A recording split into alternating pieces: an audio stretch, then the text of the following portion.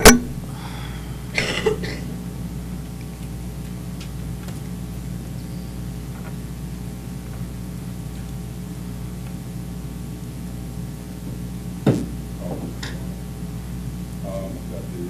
code may be service and the board certified to the best of the knowledge all This is from open meeting to which the certification applies, and only such business matter or as were identified in the motion concerning closed meeting were heard, discussed, or considered. You certify? So moved. Second. All in favor? So, Roll call. okay. Yes. Yes. Yes. Yes. Yes. Yes. Yes. At this time, welcome everybody here, and we'll say pledge of allegiance and do a moment of silence, especially for the people that was killed today in Washington, D.C. Pledge allegiance to the flag of the United States of America, to the republic for which it stands, one nation, under God, indivisible, with liberty and justice for all.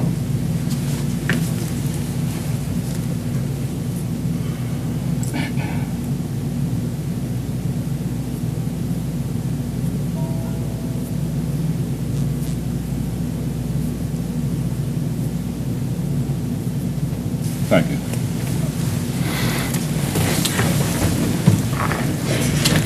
Dr. Hackney.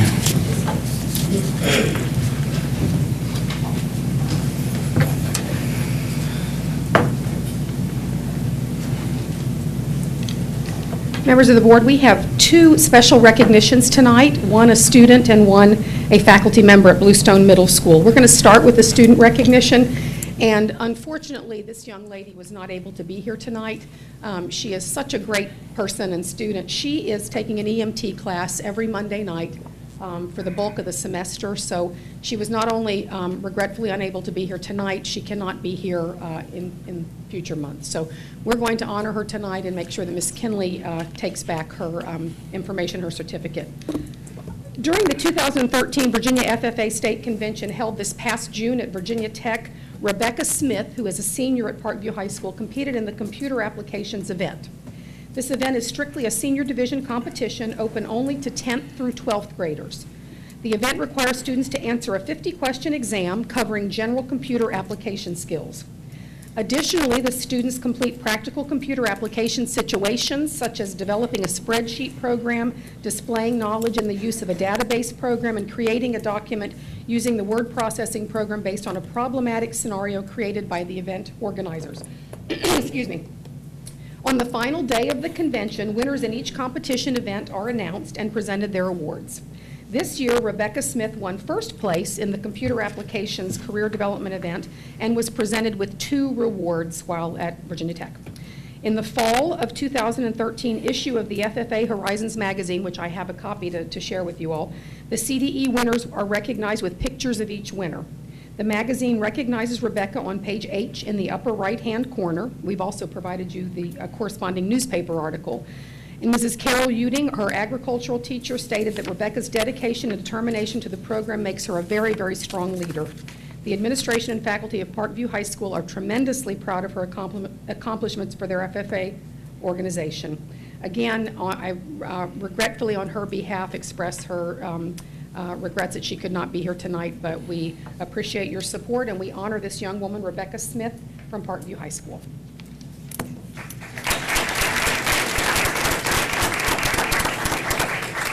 Pass around for you the FFA article and the newspaper article.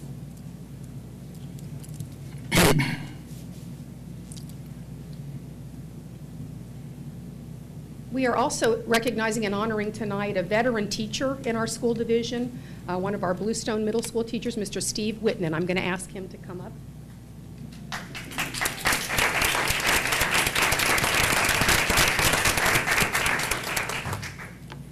Bear with me. Lots to write about you.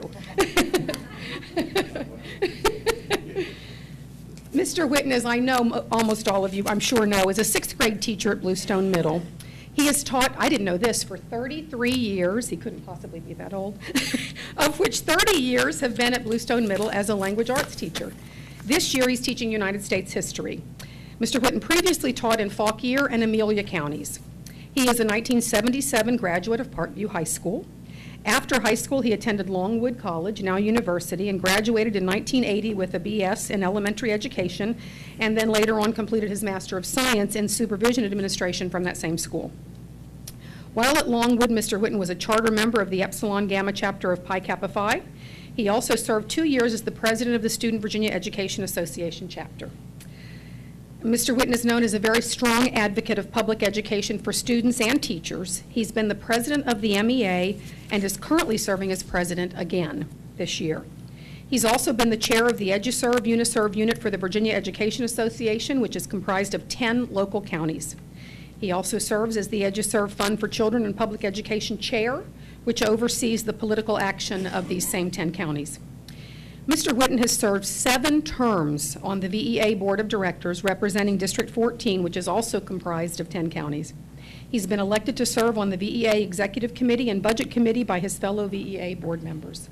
He also serves on the VEA Fund for Children and Public Education Executive Committee representing Congressional District 5. From 2005 to 2008, Mr. Whitten served on the National Education Association Board of Directors representing the state of Virginia. He is currently a candidate for that position again. Mr. Whitten is married, has 3 grown children, all graduates of Bluestone, and they are the proud grandparents of 3 boys. He's a lifetime member of Mount Orab Baptist Church in Chase City, did I say that correctly? Where he has served in many capacities. He's also known this year to be rocking and rolling at Bluestone Middle School, fully implementing PBL and designing teaching activities to get to a deeper level of learning in his content area. So we are so honored and proud of Mr. Whitten's service to Mecklenburg County and present you with a small token of our appreciation.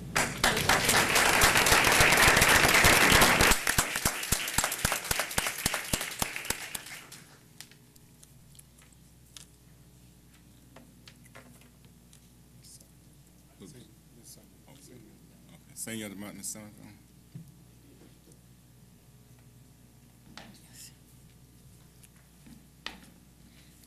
Good evening. It brings me great pleasure to recognize our Seniors of the Month. The Senior of the Month program began in the 2010-11 academic year as a way to recognize exceptional seniors at both high schools. Students will be recognized each month throughout this school year and also recognized at a banquet that we have in the spring. The Mecklenburg Business Education Partnership and several other local businesses have assisted us with scholarships for these seniors. So tonight, it brings me great pleasure to recognize Ms. Cameron Hawkins, if you could come down from Parkview High School, and Mr. Davon Moody.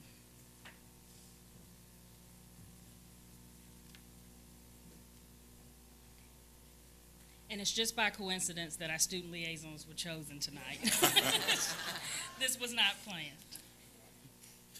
All right, Ms. Cameron Hawkins, I'm sorry. Cameron Jordan Hawkins has been chosen as the Parkview High School Senior of the Month for September 2013. Cameron is the daughter of Bobby and Angie Hawkins and lives with her family in Bracey. She's heavily involved in school activities. She's the vice president of the Student Government Association, and her organizational affiliations include the National Beta Club, Health Occupation Students of America, Future Business Leaders of America, and the Distributive Education Club of America. She also represents her classmates as a student liaison to the Mecklenburg County Public School Board, and in her community, she worships at New Hope Baptist Church in Boytown. She works part-time at the Lake Gaston Appliance Center, and she volunteers as a junior member of the Southside Rescue Squad. She will earn both the Emergency Medical Technician Certificate and life-saving and water safety program certificate during the school year. After graduation, she plans to earn her degree in nursing and begin a career as a registered nurse. When asked about her career plan, she replied, "I would like to work with trauma or pediatrics, and I would also like to go further in the rescue squad." When Cameron learned about her selection as Senior of the Month, she said, "I'm so shocked, excited, and blessed all at the same time. I'm honored that my teachers and other personnel think that I deserve this."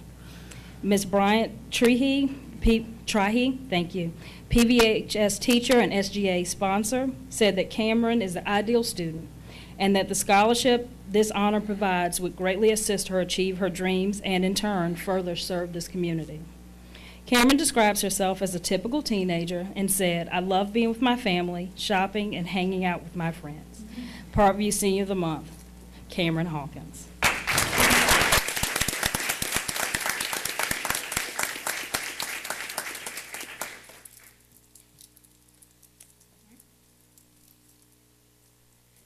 The faculty, staff, and administration at Bluestone High School is pleased to announce that Mr. Davon Moody is our September Senior of the Month.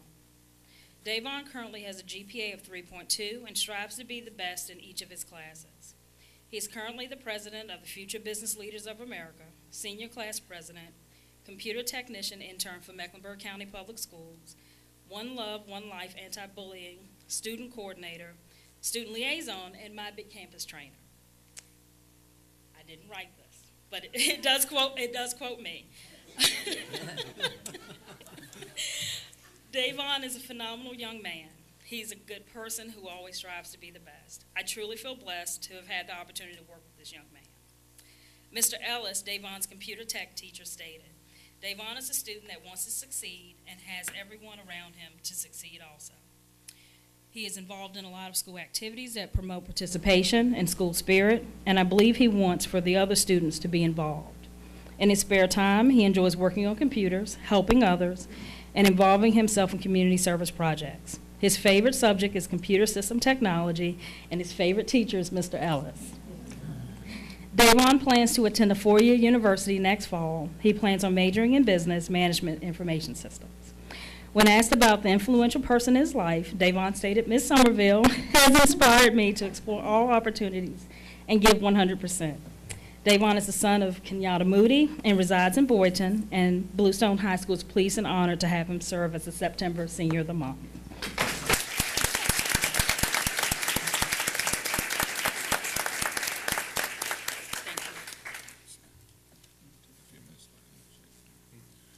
We're going to take a few minutes to come down and shake the honorees' hands for a minute.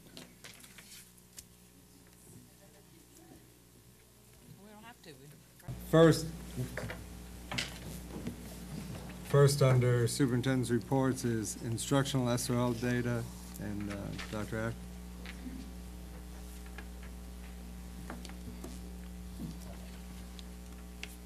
Members of the board, I'm going to introduce our elementary and secondary directors who are going to present to you this past year's SOL test data. We've provided you a copy of the PowerPoint presentation that we're about to show. We have divided the presentation tonight into three areas, three broad A's. Assessment, we're going to show you the actual scores. And within those scores, we're going to show you how we compared regionally and how we compared to the state averages. Then we're going to share with you some broad assumptions that we have made that we believe the data is basically telling us. And then from the assumptions, we're going to move to action steps, what we're actually going to do about what the data tells us and how we're going to get student improvement. So with that introduction, we're going to begin with Tracy Rogers, who's going to present the elementary data.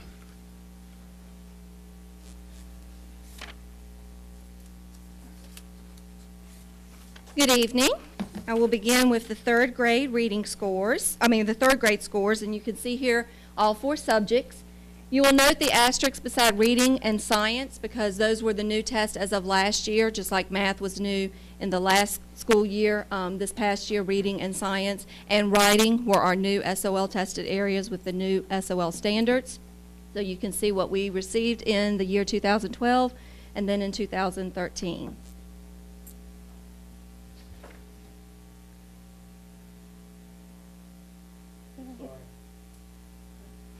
I thought I did it. In grade 4, again, the reading being the new test there. And And also, you'll see Virginia Studies here. We have moved Virginia Studies from 5th grade down to 4th grade, so it is included here as a grade 4 test. And then for grade 5, and here you'll also see the writing included here. Not only was this with the new standards, this was also online, and our students had to type their papers online for the first time this past year.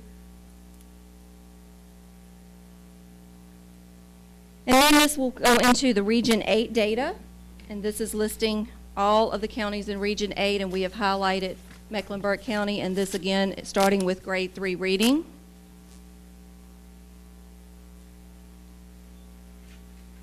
And grade 4 reading. And you can see that everyone dropped in reading, being that that was the new test from last year. And grade 5 reading.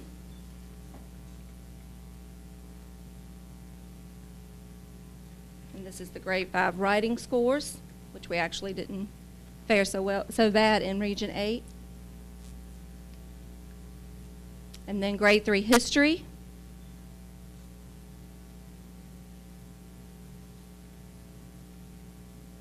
In Virginia Studies, and again, this is not broken down by grade level because some school systems give it in 4th grade, some in 5th grade, so this is just Virginia Studies.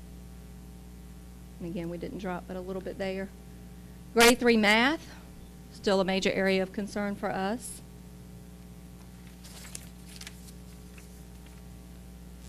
Grade 4 math.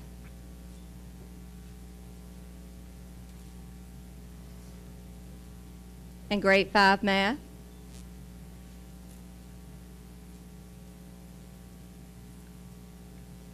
And then we have the state comparisons here. It's a little dark at the top, but the state average is the first column, and then the division average is over to the right, so that you can see that we are below the state average in all areas,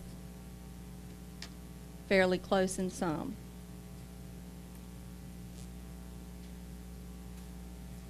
Are there any questions before I hand it over to Ms. Summerville?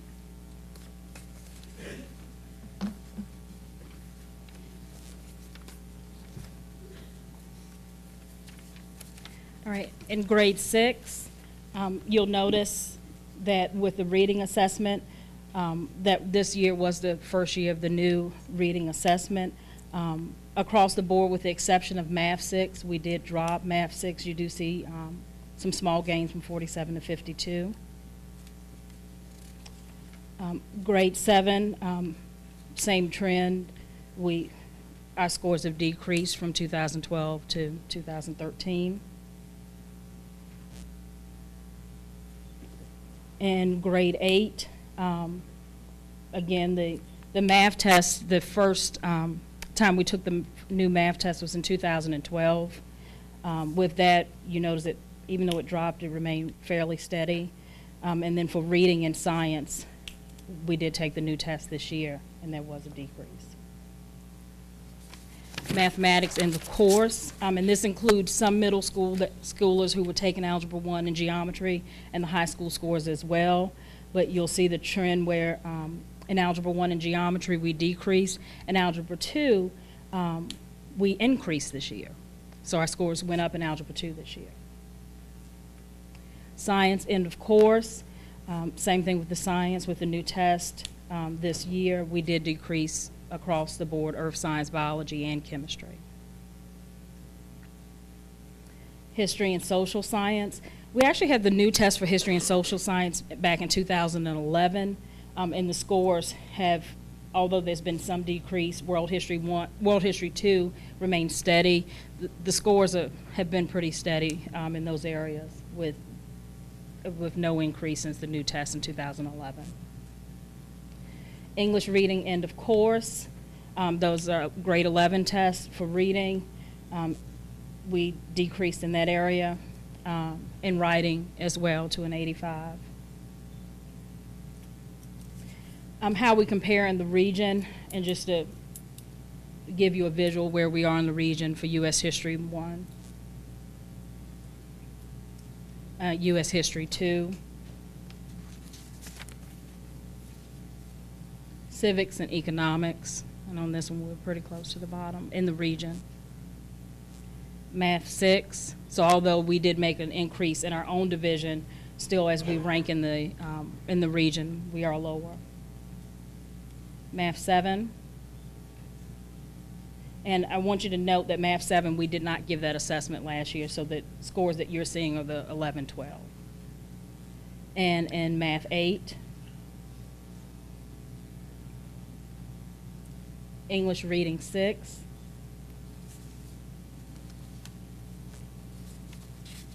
Reading 7, Reading 8, we're kind of about the middle of the region. 8th grade writing, 8th grade science, and with the science test is cumulative, it's 6th, 7th, and 8th all tested in one test. World History 1, World History 2,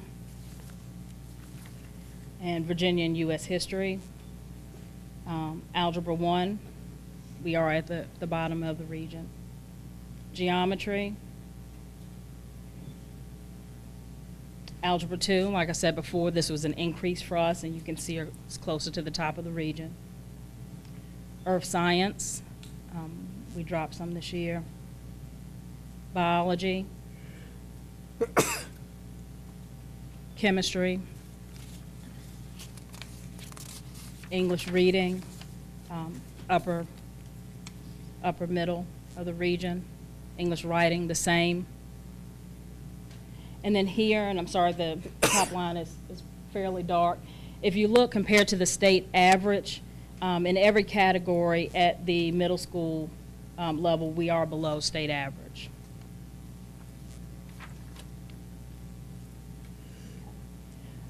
In terms of the high school courses and some of your math classes, and again, that's mixed with middle and high school, we're below state average in every area except for Algebra 2, which we exceeded the state average.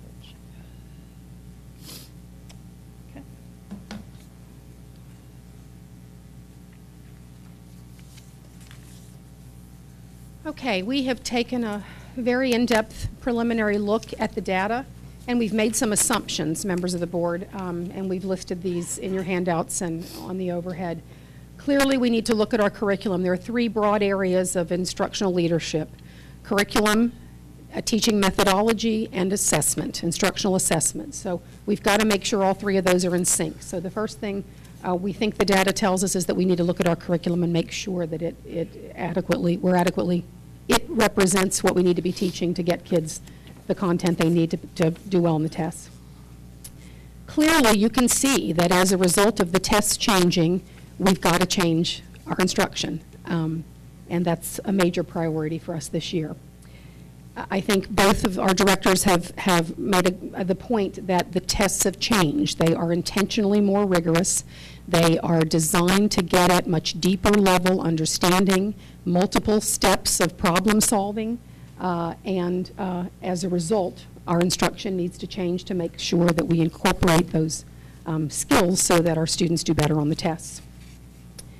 We believe that the scores are directly related to traditional teaching methods, and that's not a criticism of any teacher or any school division. We've done exactly what we've been asked to do. We've taught to a test that prior to the last 3 years has tested basic comprehension and facts, knowledge, memorization. It's not testing that anymore. Kids have to think. They have to think critically. They have to problem solve multiple step problems. So we believe that there is a direct correlation between traditional teaching methods and the lower scores on our tests, and that's evident statewide. And finally, we think the data clearly shows that the PBL scores in the 6th grade pilot indicate that deeper learning activities are key to student success on the tests. I think you saw that in most of the areas in the 6th grade there was improvement even in spite of the more rigorous and changed tests. So we believe clearly that we're on the right track in looking at teaching methodologies that get at deeper understanding of the content, and therefore students hopefully being more successful on the tests that are designed to get at that as well. So these are the broad assumptions that we've made as we've looked at what we think the data tells us. The next slide, 2 slides, our plans for action steps that we're going to take and commit to in order to ensure student improvement and growth occurs this next school year. Or am I? Sorry. Thank you. Okay. The first is ongoing. We've already started it, but we are continuing that. Immediate and in-depth evaluation of all test data by the instructional leadership team. We're going to identify any specific performance gaps by SOL strand and develop individual plans for every single testing area to address those three broad areas: curriculum, instruction, and assessment. We're going to obviously collaborate with our building principals and administrators to develop specific goals for every tested area, specific instructional strategies, methodologies, instructional resources, and then set specific benchmarks to show improvement as a result of these, the baseline data you've seen tonight. We're going to commit to aligning all of our staff development activities to support our teachers in addressing these gaps in instruction that obviously are evidenced by our test scores. We're going to identify and consult with curriculum specialists both at the local level and at the state level to address that alignment I shared with you between curriculum, instruction, and our assessment. We are going to continue to survey and visit higher performing divisions in Virginia, not just within Region 8, but intentionally outside of Region 8 to identify best practices and what's working, what resources they're using and what's working.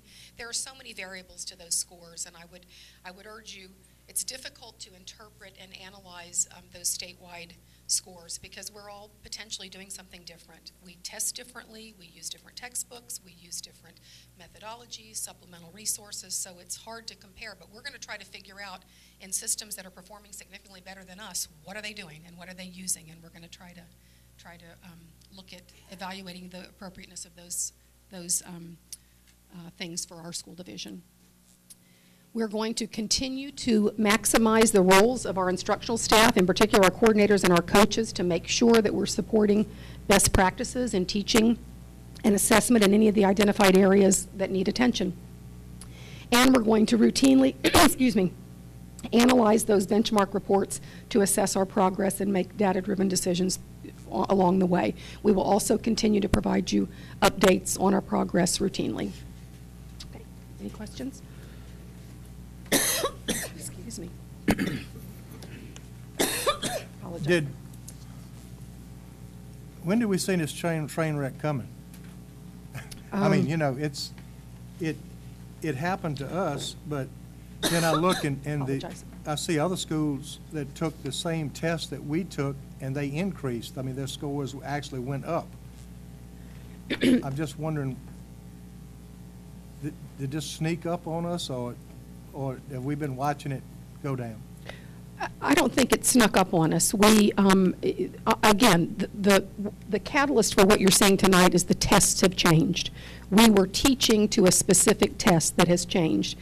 Most recently, the science and language arts test changed this year. So, no, I don't think it, it didn't creep up on us, but we didn't have a lot of notice. We haven't been, the tests changed before we could align our curriculum. But the other schools, Buckingham, Amelia, they took the same test we took. Yes, sir. And they didn't have the same results.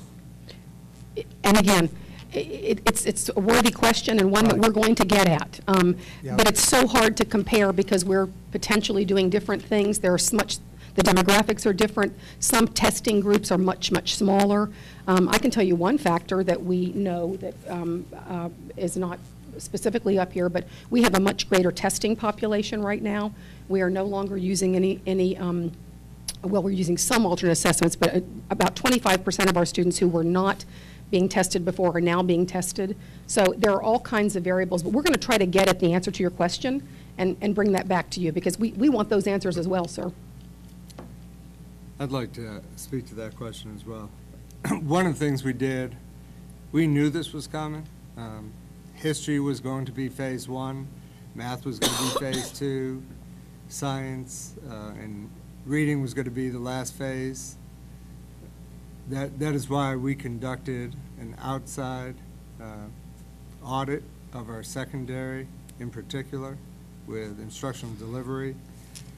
That's why the instructional team had decided to use a gradual release model of responsibility for instructional delivery, which every school did a book study, and we're implementing steps to get to different modalities of learning. Gradual release was just have a focused lesson for 15, 20 minutes, then move and use some technology, move and use some hands-on, and do these different strategies. And that was a very slow process. And part of it is ingrained in teachers, not just in Mecklenburg, but ingrained in the old strategies for the old test. And the belief that maybe if I just work harder at what I did in the past, this will make this happen too. We'll make this go away. And our teachers were very, very successful with the old test. And I do believe they'll be very successful with the new test, with the training that we've incorporated, with the collaboration we're doing with them. And I do think we'll be headed down that road. One thing that you do have to look at, especially in the small schools, the test scores could be affected by one individual drastically. I'll point out in a positive way, Algebra 2, that went up. We have someone who's been here quite a while at Parkview High School that does an extraordinary job with Algebra 2. At the other end of the county, we had a new teacher who's getting endorsed in that the previous year. And in her second year of trying to figure out these new SOLs, scores went up phenomenal. And so really, those two individuals drove all the Algebra 2 scores. So there's that effect as well. I've asked Ms. Rogers to come up. We also have an announcement to share with you about La Crosse Elementary that we would appreciate tacking onto this agenda item. Yes, unfortunately, I'm going to announcing that La Crosse Elementary will be one of our focus schools for this year. In the state of Virginia, all Title I schools are ranked, and the bottom 10% of schools are either a focus or a priority school, and La Crosse did fall into the category of being a focus school this year. I spent all day today in Richmond with a group of people from across the state, other focus schools, talking about the process of what that's going to mean. We will be getting a lot of state support and help. One of the things that they said they found, this is the second year of the process of focus and priority schools. Last year was the first year, and we did not have any schools who fell in either category. But what they found in going across the state and looking at these schools is exactly what Dr. Hackney was pointing out, was that in most cases, the written curriculum, the taught curriculum, and the assessed curriculum just were not lining up. And so their help with some of these schools have been able to pull some of these focus and priority schools out of that area or that category in just 1 year. So we do look forward to working with the state and the help that they will be able to give us, and they will be able to share resources from across the state and things that are working in other school divisions as they visit across the state. We will have a coordinator, a coach who will be assigned to us, who will be working with us through that process. Any questions? Okay, thank you. I have a question. This is for you, Ms. Hackney. We're transitioning into PBL in this county. Yes, sir. Charlotte County did pretty well in our region. Charlotte County has had PBL for a few years, correct? Yes, sir. Even though Charlotte County has had PBL fully implemented, there was still a drop in the scores related to the new test. We're just going into PBL. So, and Charlotte County has been fully implemented already, and your scores still drop.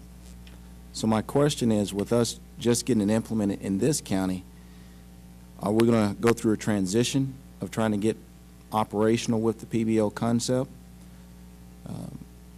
As far as, yeah, I understand the scores dropped statewide, but I was more specifically talking about Charlotte County that was fully implemented. Your scores still drop. So with us just getting into PBL when it first started in Charlotte County, in the very beginning stages, how did it work? Was there an increase, level out, stay the same as far as your test results? That's the question I have. In Charlotte, Yes. I think there was both. I mean, you can, this is a representative sample. I mean, I Right. think you can, but you can see regionally, we are clearly performing higher than most of our colleagues who are not Right. actively working on implementing deeper learning and, and aligning the curriculum with the tests.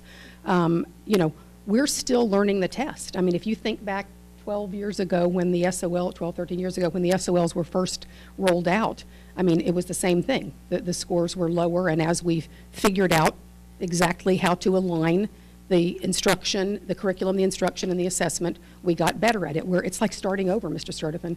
It's familiarizing ourselves with the test, what the state values in terms of minimum competencies for our students.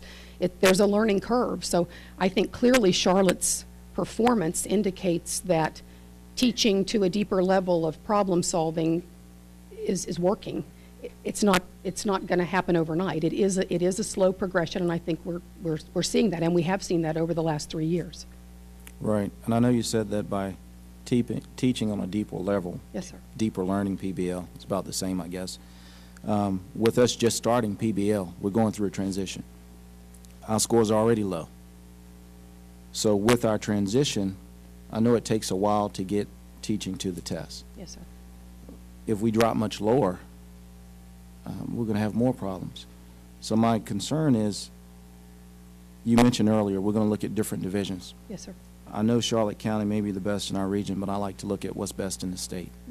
And by looking at your other schools in the state, we're going to take what they're doing, try to implement it here to try to improve as well. We're just not going to focus on if our top schools in Virginia are doing something different, will we use what they're doing to bring it here as well? We're going to do our best to figure that out, and yes, sir, if it's working, we're going to work to implement it. And the deeper learning, PBL is just one way to get at deeper learning. Right. There are so many other potential ways, and obviously these school divisions who have scored well on the new tests have figured out how to teach students to a deeper level of application and understanding. Maybe with PBL, maybe without, but I promise you they have found a way to teach the content to a deeper level. That's what we're working to get, and if they've got something that's working, we're certainly going to consider bringing that back, absolutely. Great. Any other questions? Thank you. Dr. Thorne, you're still on the agenda. Next is overnight field trips. They're in your board packet. There's a variety of overnight field trips throughout the year, and we'll be asking for a vote next month. So if you have any questions with any of the field trips that are in your packet,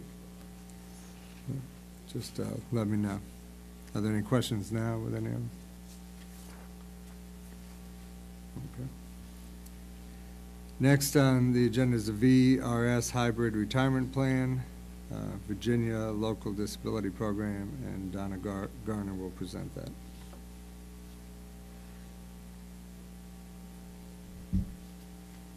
Okay. The VRS has come up with a new retirement plan that they are calling the VRS Hybrid Retirement Plan. It will be effective for most new employees hired on or after January 1st of 2014, and there will be an opt-in period for all others starting July 1st.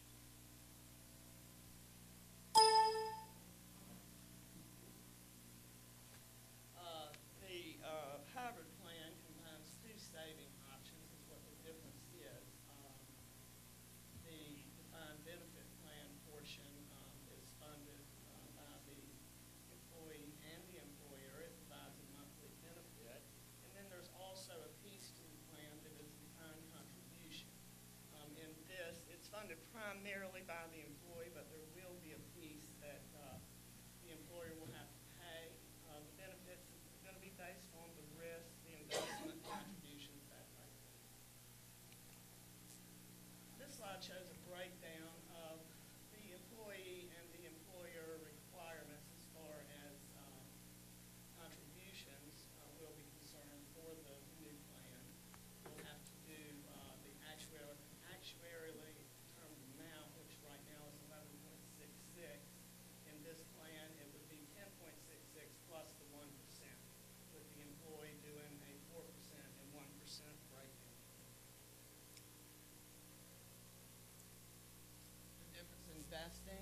defined benefit plan. You've got to have 5 years of service to be 100% vesting in the defined contribution portion. The employee contributions are 100% vested immediately, and then the employer contributions vest over a period of years. Part of this plan that is going to affect the board and the decision that we've got to make, the Virginia Local Disability Program.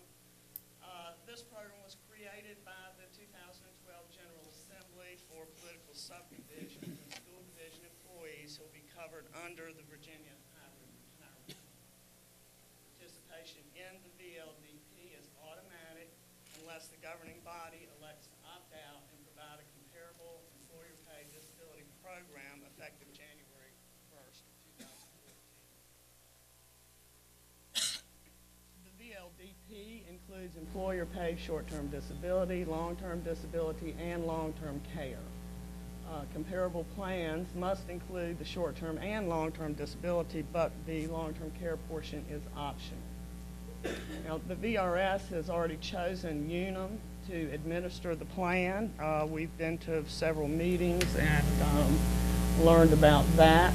If we do not want to participate in the VRS portion through Unum, we have to opt out by November the 1st. If you don't opt out, you are automatically enrolled, and it is non-revocable. We have looked at a couple of other plans, and the one plan that stands out, the Standard Company, along with Digital Benefits Advisors and Baycor, has presented an optional plan to us. And for your information, Digital Benefit Advisors, they coordinate all of our benefits right now for us, and Baycor is our liability and workman's comp carrier. The plan is comparable to the VRS plan, and in some aspects, they have even ramped it up some. The cost comparison, the Standard is offering 2 cents less on the percent of monthly insured earnings, and their rate is guaranteed through January of 2017, where VRS rate is only guaranteed through June 30th of 2014. And then here's a link for a manual on the Virginia Retirement and the VLDP.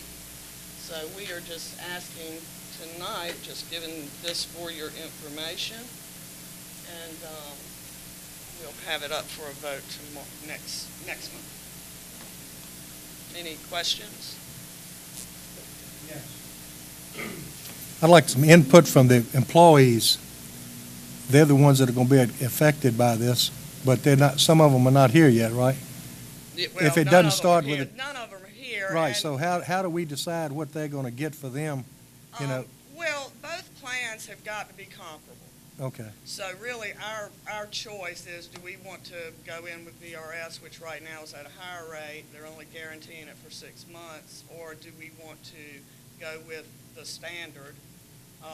That is a 3-year guarantee on the rate, and if we did go with that plan after the 3-year period, we would still have the option to go somewhere else.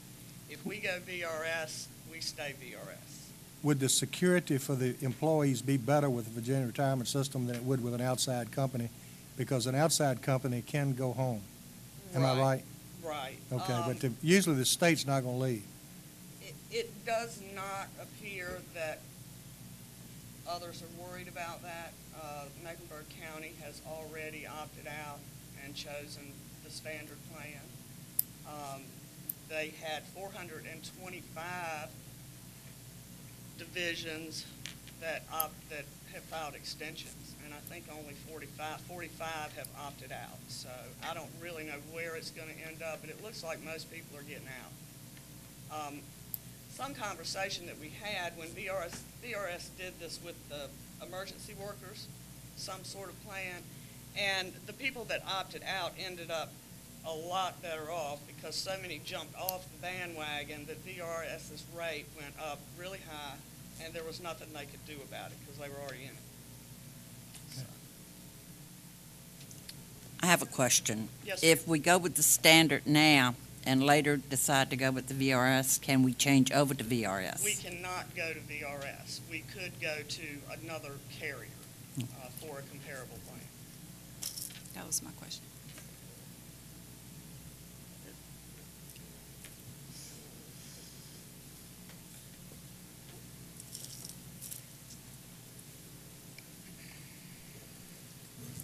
Next thing on the agenda is the update on the drug testing.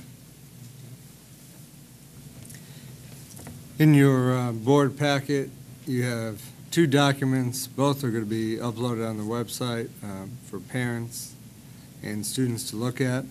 One is called the Student Pledge Program Regulations and Concussion Information.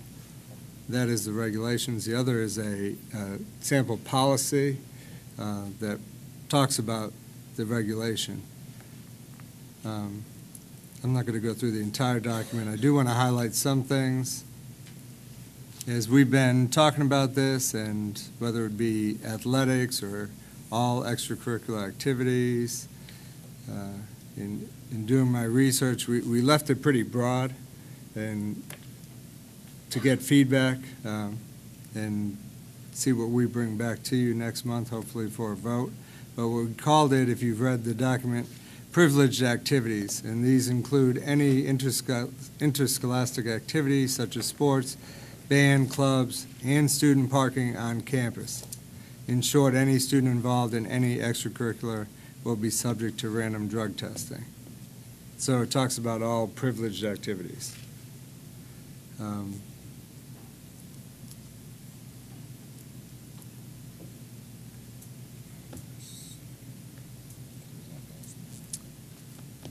As far as consequences, we've researched other school systems that have done this.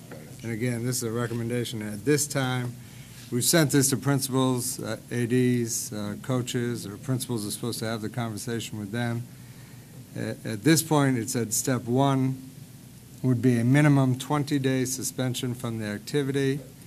And then there's multiple steps in there, meeting with the parents, talking about an intervention program, et cetera, that are highlighted throughout. It gives you detailed steps, what would be done. It talks about second offense being an 84-day suspension from the activity, and then finally a third offense being could no longer participate, period. And the collection process, we talked about the saliva swab versus the urine specimen, and that's what we're recommending in this document, the saliva swab.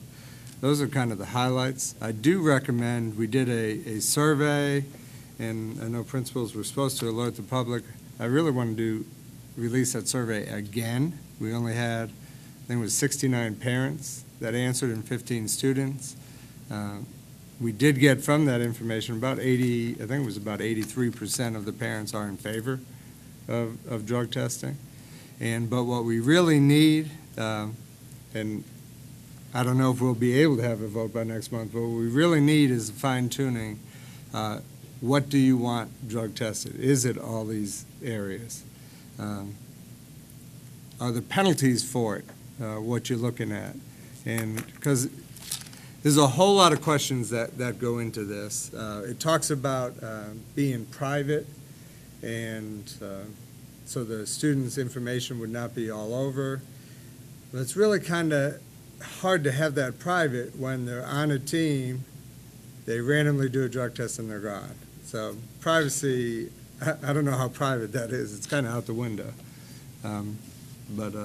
There's a whole lot of ramifications that you do need to continue to discuss. There's ramifications where if you pass this and someone agrees, you may agree, and then when it comes up to your child, you may feel differently. You may feel that a 20-day punishment or an 84-day punishment is fine, and they've rehabilitated themselves and they've come back, and then suddenly that player is playing ahead of your child. Now you may feel differently about that child. So there's a whole lot of things to think about before we jump into this. And I really would encourage, we really need some feedback, and we're going to put those surveys on. We'll put both these documents online.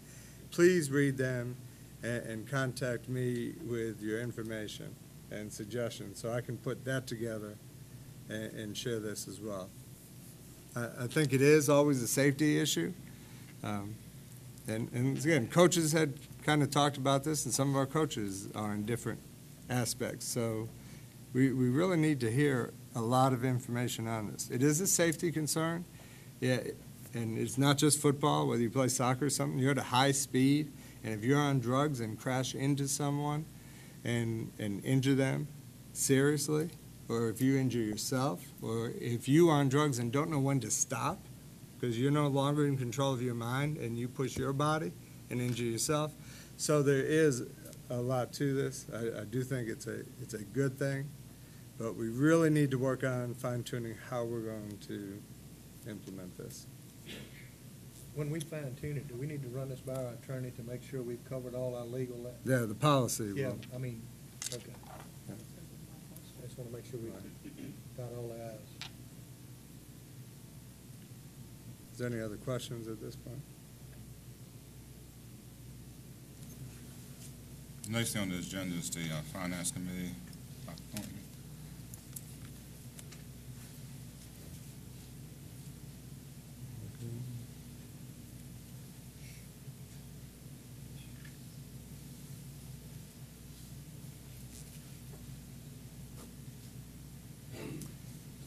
I was asked to research, along with Ms. Gardner, possible duties of a finance committee for our school division.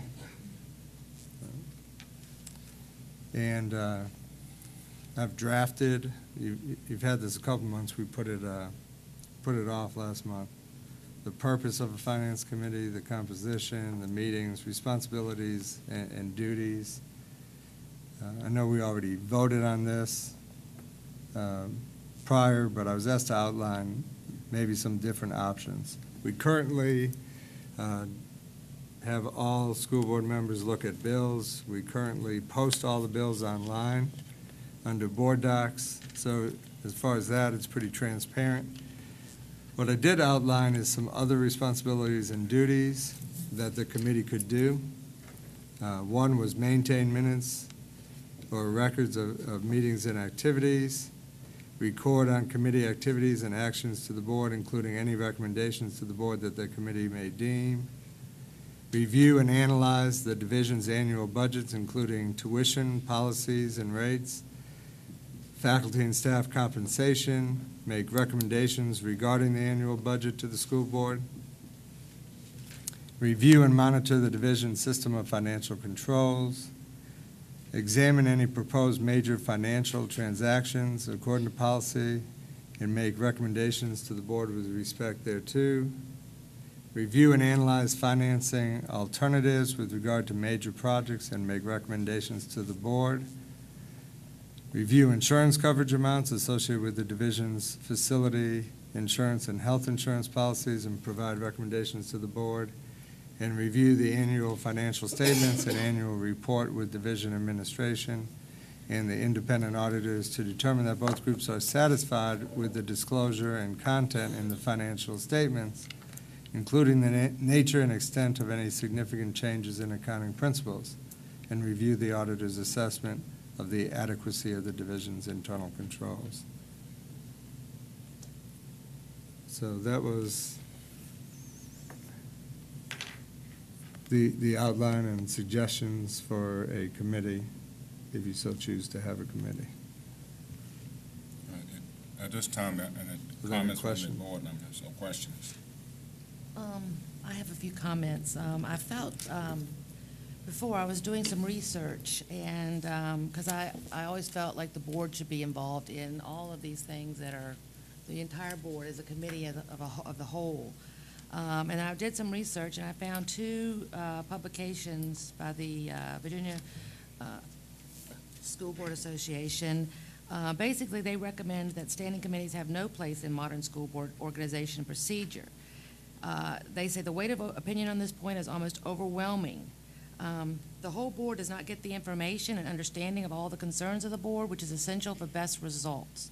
When the whole board in regular meeting approves and confirms the recommendations or actions of the standing committee, it either becomes a mere rubber stamp giving approval to matters about which it's not fully informed or to which it's not given thoughtful consideration. It seems clear that the entire body as a committee of the whole is the only standing committee which a modern school board should have. Then each member can have the information he or she should have about all school board matters and can discharge his or her full duty as a member. This is quite possible and workable when the board performs only its proper legislative and judicial functions and does not usurp the executive function. The main reason I would just rather have the whole board deal with the financial matters is having the committee waste a lot of time going over ground already covered by the committees, and standing committees result in wasted time, unnecessary delays, scattered energies, and impaired unity. So it's basically not, there's another article here that standing committees may be injurious to your decision-making health. So it's basically two articles I found that actually said standing committees are not the best practice. But what you have described here, Dr. Thornton, may be these actions. It does say special committees of one or more members may be appointed from time to time to perform specific special duties. These committees should be appointed only in special and unusual situations for a definite special service which cannot be done as well by the board as a whole and for a limited time, and without authority to act except in report and recommendation to the board for action by the whole body. So I really don't, I think the whole board should be involved in all of these things listed. And if there's a special situation come up, just have a special board meeting, call a board meeting. That's my comments. Answer. This is a VSBA recommendation. Why do they have a legislative committee? Anyway, when we had finance committees in the past, and the way it was handled, it was not assigned by the chairman of the board. It was a volunteer committee, and any and all school board members could be on the committee. Even if you're not on the committee and you set a committee, it's an open meeting to the public, so therefore all school board members will be notified and will be here anyway if they want to be here.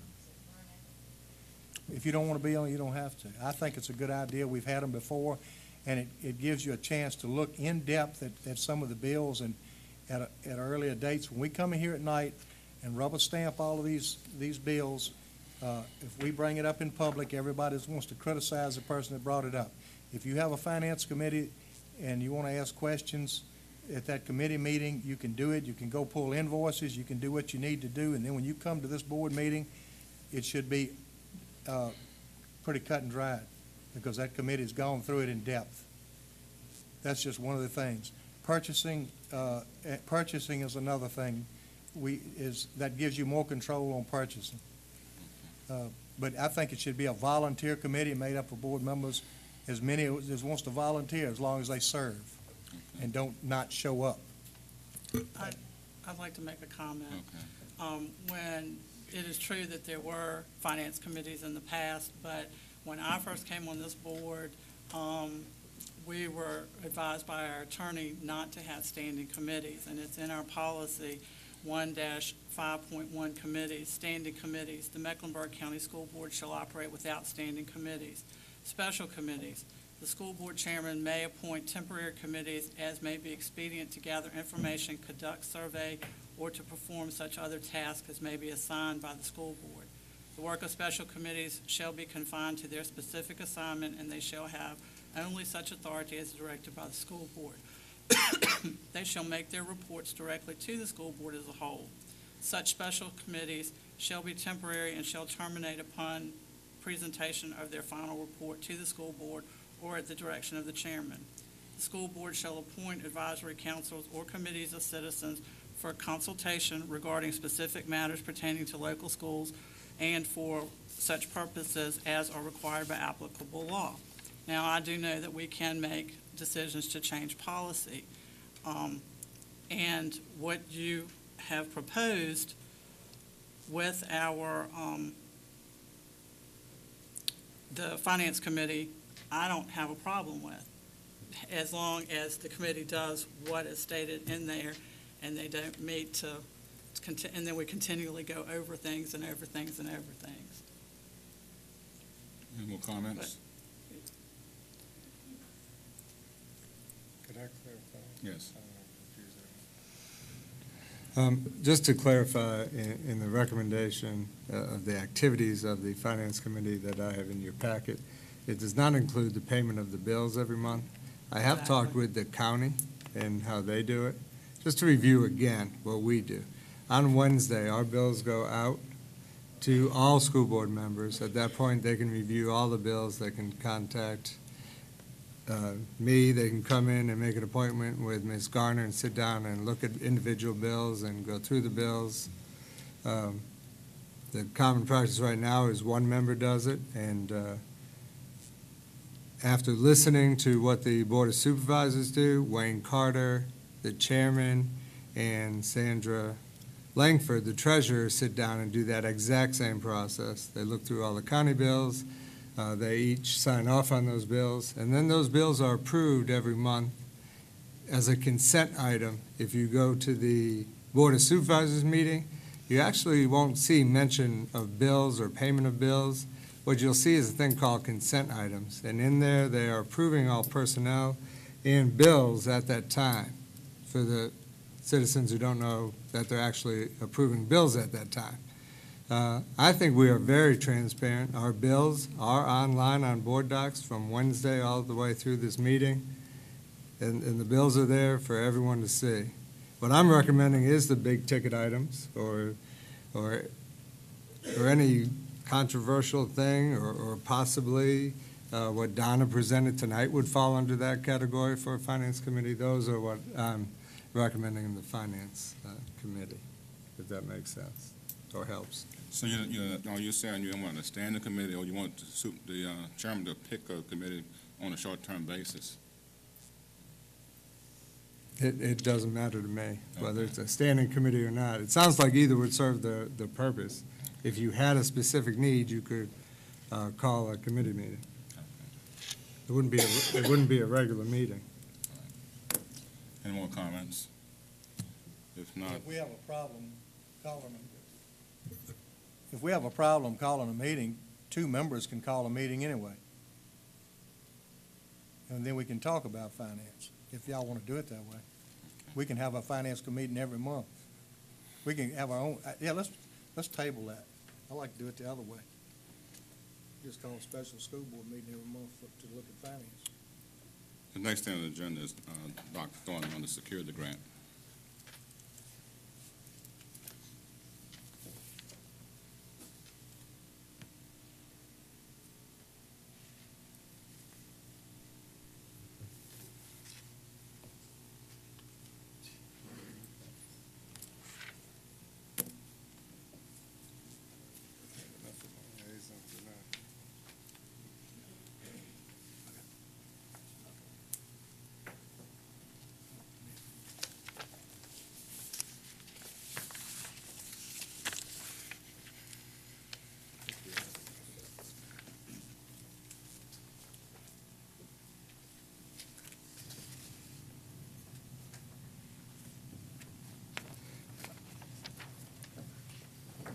I'm not going to read all the background that's in your board packet, but basically, the Governor McDonald, did an appropriation act and created a school security equipment grant program for school divisions to apply for. $6 million per year in grant funding through equipment notes for this fiscal year. You can apply for up to $100,000. There is a matching number with the grant, 25%. And we applied for that and were successful in receiving the grant. September 3rd, it was announced that Mecklenburg would receive $96,763 for the security grant. I just handed out the actual grant that was sent, that we had to fill in for this amount. and it describes, just briefly, it doesn't give you a detailed description, but it says front door, intercom with buzzer, approximate card readers, electric door strikes, access control panels, items like that. Things we talked about with our buildings having multiple access doors. And last year, what happened, we locked a lot of the doors. I guess it's great for security, but we also were locking kids out as they traveled between buildings. I know especially at Parkview Middle School, as I traveled there, I was left between the two buildings many days, hoping someone would walk by and let me back in as I traveled from building to building. And I know our students have the same problem. So we're trying to protect them because they're saying you should lock the doors. They're saying you should lock your individual classroom doors if an intruder ever got in. And these are just measures to help us to be more safe. And what they are is a camera on the front door with a security button, because our office is not right next to the front door, so we could see who it is and buzz them in. Will that cause problems? Probably. Will we probably anger someone and say, let me in? And it's probably going to create some issues. But we're trying to create a safer environment for our students. They will have on their student ID cards that we are soon to have. They'll have, I don't know what the technology term for it is, but there'll be something on there where they can just wave it and it will open that door in between the buildings. We've met with principals to see what are the high access doors. There still wasn't enough in the $100,000 that we could apply for to do all the doors. So we did what we thought were the high traffic doors. And a lot of time and energy goes into writing a grant and researching for a grant for it to be successful. I did contract with Ralph Mullins, who used to work for us, to do this. And sometimes when you pay someone who can do this type of research and do it well for you, it pays off. So Mr. Mullins did a good job to get us this. You do have to accept it. You don't have to do that now, but we only have 6 months to pay for it. You then have to ask the Board of Supervisors to do an additional appropriation under the maintenance category for this. And as far as the matching funds, there's enough in materials and supplies that we can do the $30,000 matching funds. I do recommend we move forward on this. I would ask that you actually consider taking action tonight. And again, you would have to make another motion to suspend policy, just because of the timeline. We need to procure this stuff. We need to send out RFPs, and 6 months puts us on a tight timetable again, because we have to go to the Board of Supervisors, and that will take some time as well. Any questions?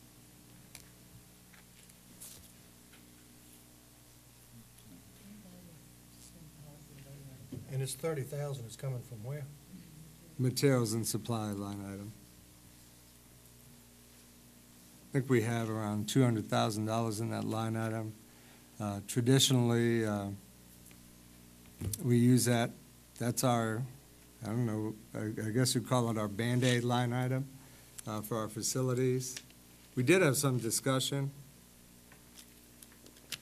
at the Board of Supervisors meeting about what approach to take, and based on the vote the other day about not moving forward, I did talk to the Board of Supervisors that day that if we're not going to move anytime soon, then we do not have an adequate maintenance budget category to be fixing things we need to fix. And so that this budget cycle, we need to look at really doing an in-depth investigation on what we need for preventive maintenance as we move forward, so that our kids are in good facilities. Because pretty much I inherited a Band-Aid approach that we were going to look at building a consolidated high school, but in the meantime, it's our responsibility to keep those buildings up as good as we can, and I don't think we're doing an adequate job with the funding we have at this point. We need to do better.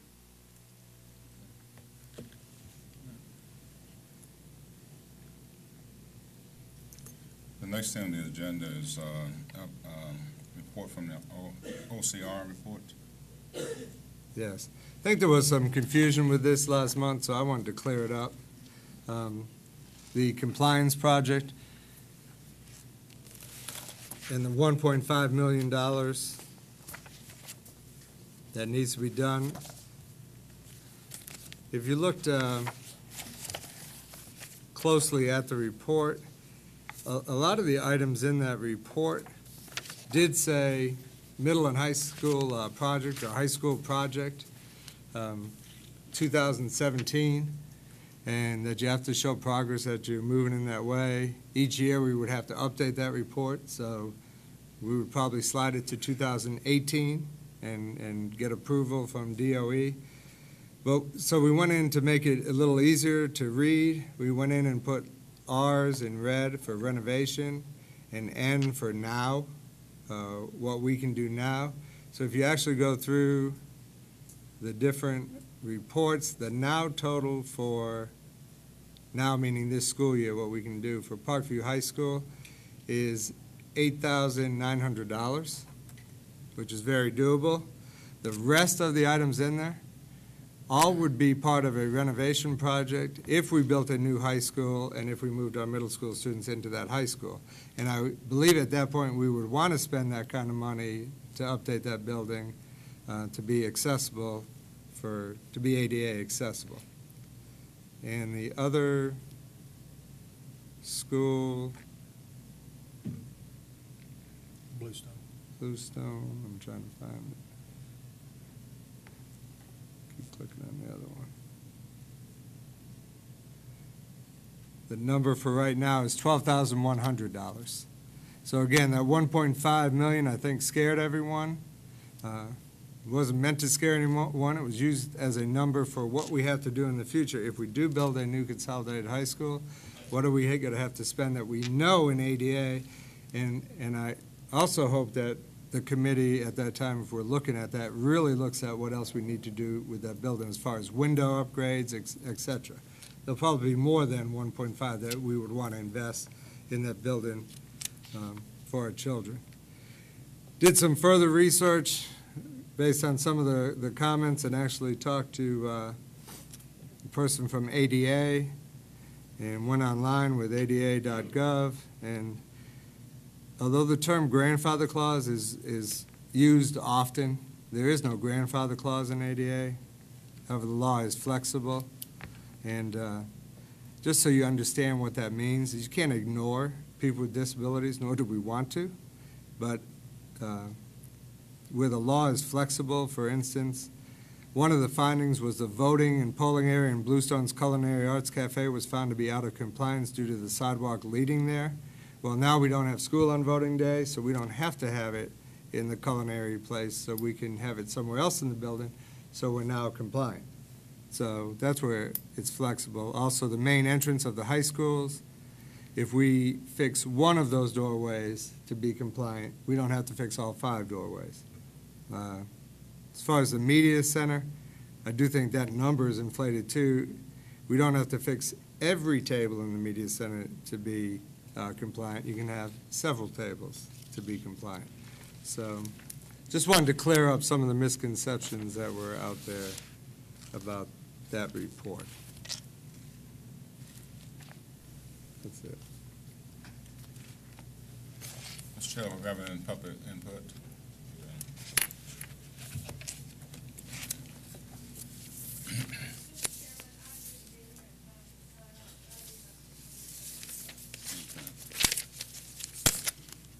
At this time, matters may be publicly brought to the attention of the board and administration. Public comments at board meetings are just one of many avenues for communication, and the board recognizes and appreciates the importance of input from and communication with the public which we represent. The public is invited to sign up to speak prior to the beginning of the meeting. The clerk of the school board will write down your name, address, and the topic that you wish to speak about. The public is allowed up to 6 minutes at most meetings to express their views. Please respect that time limitation. It will be enforced. Please understand that it will not be possible to immediately respond to questions. As a reminder, it is inappropriate at a public meeting to make personal attacks to be defamatory or disparage individual or identifiable groups. Again, we welcome and appreciate your input. Prior to beginning your comments, please state your name to the school board.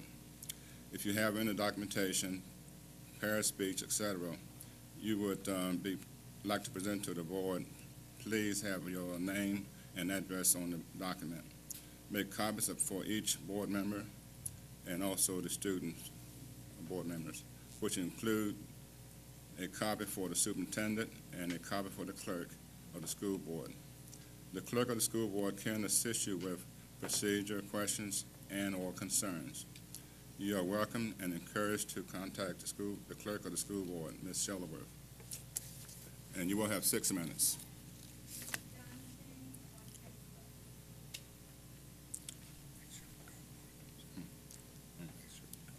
I will.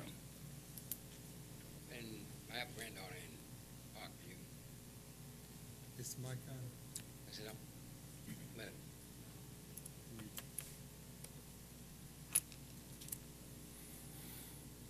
so I have a granddaughter down at the elementary school at South Hill. She has come to me several times, says she has no textbook. She gets homework, she come home, she asks us how to help her do her homework. I sent my daughter to go to talk to the principal. The principal told her to go talk to the teacher. The teacher told her the textbooks was outdated. I sat here and looked at USOLs and understand what's going on, but you're going to lose 3 or 4 grade levels in school away. The school board is set up trying to change the school. They have if they have no textbooks, what is going on? Does someone ask the school board?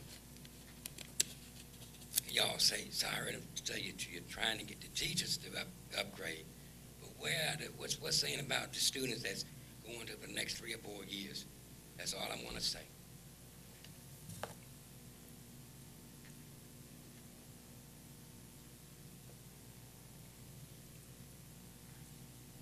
Good evening, Ms. Shuttleworth. My name is Wanda Bailey, and I have a child at La Crosse Elementary. I have a child at Parkview Middle School, and I have 2 kids at Parkview High School.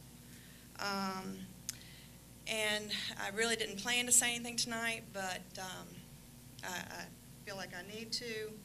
And if I'm a student, if Cameron, I'll ask you this question, you don't have to answer it. If you took a test and you failed it, and the teacher looked at you and said, Cameron, why did you fail this test? Would you look at her and say, it was because the test was too hard? No, you wouldn't. You would probably say, because I know you would probably say, I didn't prepare well enough. I didn't study hard enough. I didn't study the right things. I didn't do what I was supposed to do, and that's why I failed the test. So the first thing I have to say to this board, to our superintendent, to our assistant, and anyone else who works in the school system is that the responsibility is with us. We cannot blame a difficult test for the problem that we have. So let's just stop it right now, and let's fix it, okay? And so now all of a sudden we care about the test, because for the last 3 years I've been hearing, I don't care about the test. And I've been saying to myself, well, I care about the test because the state of Virginia cares about the test. And so now when we were doing great on it, we didn't care about it, but now that we're having trouble, now we care about it. So we're moving the cheese again, okay? And I did not see in the information that was provided tonight, I did not see a breakout of 6th grade PBL classes and non-PBL classes. And that's what we've all been waiting to see. Now, I've heard some PBL teachers say that, oh, the PBL students did really well, and I'm really happy for them. And so I would like to see an official breakout of those students who were in the PBL curriculum and those who were not, so that we can make an accurate comparison. And let me suggest also to the board, and you can ask yourself these questions, you can ask the people that work for you these questions. Could it be that the problems that we're having have to do with, I know that in the last 3-4 years, I know everyday math has been instituted. I know before that, in the middle school, we had an extra math curriculum that was brought in. I know that we have extended English reading and math classroom times now. We spend 80 minutes in those classes now. I know last year we did social studies and science on AB days. I know this year we don't do that because it failed miserably. Could our problems have anything to do with the changes that have been made in curriculum, classroom time? Could it have anything to do with the musical chairs that we have played in administrative positions across the county, but in particular at La Crosse, where I hate to say I told you so. I don't like saying that. I would never say that to my husband, by the way. But when we fought to keep Nan Alga at La Crosse Elementary School, whenever that was, the years are cloudy in my mind, we tried to keep her there. But no, she needed to come here. Well, we thought she needed to stay there, and I guess we were right. And that is not a slander against Connie Puckett. She worked hard for us. She did the best she could. The problem is musical chairs is a game that children play. It is not a game that adults play who have years of experience and a job that they know how to do. And now, where's Nan Alga? Let me also suggest that benchmark testing that we did on a regular basis last year should have paved the way. We should have seen these test scores coming. We benchmark tested every 9 weeks, as I recall. Those tests should have been showing us and telling us where we were falling short. It shouldn't have been a big surprise. Guess what? It's not a surprise to me. So it's the test? Is that the problem? I really don't think so. We have butchered our school day with timing. You take a 3rd grade student and you put them in a reading class for 80 minutes, and after 20, they're going to go la, la, la, la, la, la, la, la, la. You're going to lose them. We have got to stop cramming it down their throat when they're not ready for it. In the high school, I'm going to say this and then I'm done. And if y'all want to hear any more, call me. I'd love to talk to you. In the high school, we have shortened the classes that are offered from 8 to 7. If we're going to do a 7-credit school year, let's do it all year, AB all year. Let's quit. Right now, our high school kids are now overloaded. Now they have 5 courses that they are trying to cram in, okay? We can't throw in a little bit of salt and a little bit of pepper and hope the dish tastes great. We're trying to reinvent the wheel. The wheel has already been made. Can we just stick with it and let it roll? Thank you.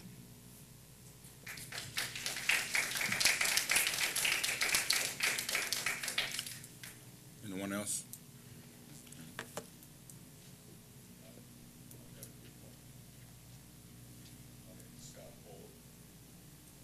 I just have one question.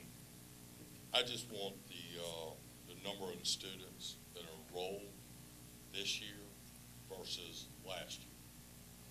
Did we increase or did we decrease? That's all.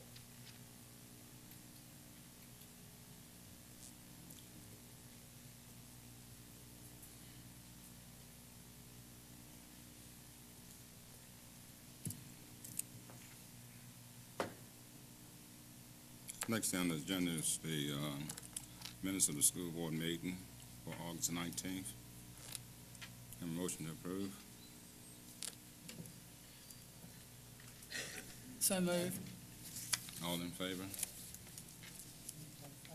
I'm a second, sorry. A second. Second. All in favor?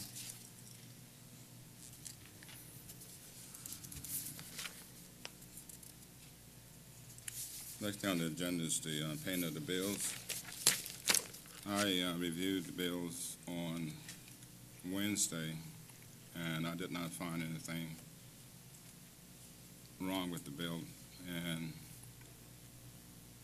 can I have a motion to approve the bills? Second. All in favor? Abstain. I've got some discussion. Discussion. We have a check number 47497 for parking lot construction at Clarksville Elementary School, I'd like to know if I could see the three bids on that one. I need to see those. I think we're gonna have a complaint, but anyway. We also have another Well, let her- electric bill at, what? Do you have any comment on that, Ms. Arner? She said yes, she'll get them for them. Okay. Also, we still have another electric bill at Buckhorn. And it's still humming. I checked your bill, your last bill that did it in July 7th, and I was under the understanding that we had tax switched at that time, so I'll have to check again. I know we were still cleaning out the school. But it had been corrected, and I thought that July 7th was the last bill. I don't know. I just saw it on the payment. That was the main thing. That's really all I have. We have a motion to adjourn. I have a question. It was 2 payments made for lodging, $84.70 and $384, but it doesn't say who the lodging was for. It just says lodging. And I believe it was on maintenance or transportation.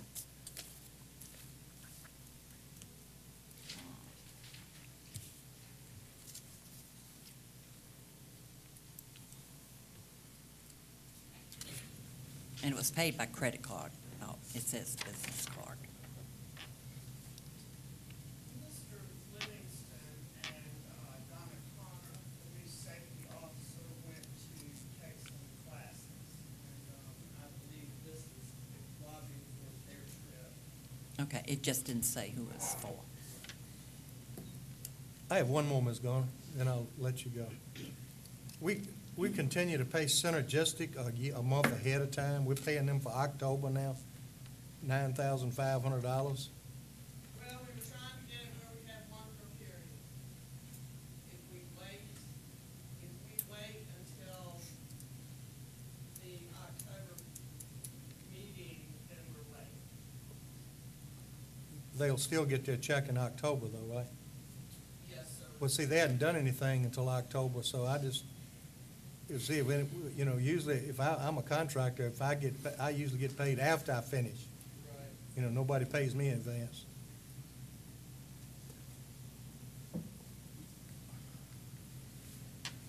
Any more discussion? I'd like to make a comment. Okay. The bills that you receive online, there's only so much room for description. That's why when you get them, if you have a question, Ms. Garner can actually pull the invoices and do that ahead of time. So you'll have that answer, because right now she doesn't have all the invoices and the information, because she's not in her office. So if you could do that, it would be very helpful for Ms. Garner and for the public to actually know the answer. You can still ask the question, but it would be helpful to get that answer. And I believe that's also in policy how you're supposed to interact and talk to the superintendent so we can get you the answer. Thank you.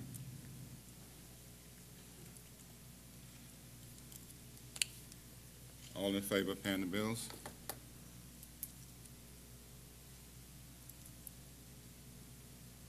All opposed? Abstain.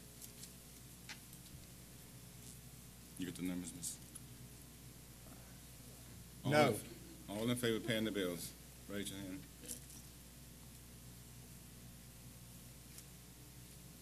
All opposed? Abstain.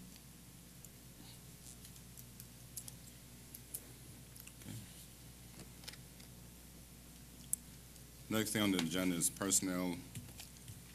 And a motion to approve personnel. So moved. So moved. All in favor? All in favor of personnel? Yes, with exception.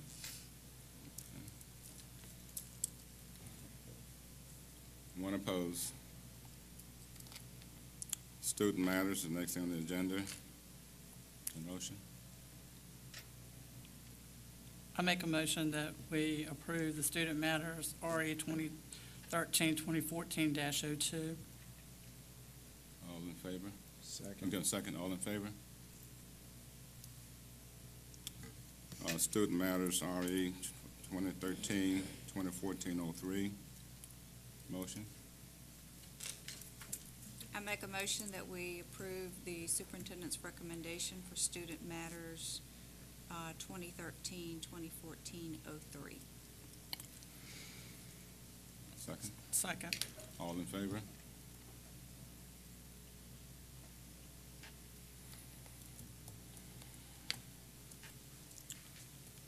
Policy updates?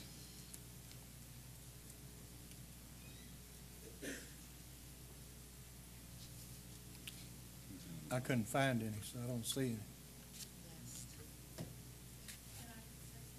Yes. Okay. You had to vote on it tonight, that's right. Okay. Can I get a motion? Second. All in favor? Next on the agenda is the Finance Committee.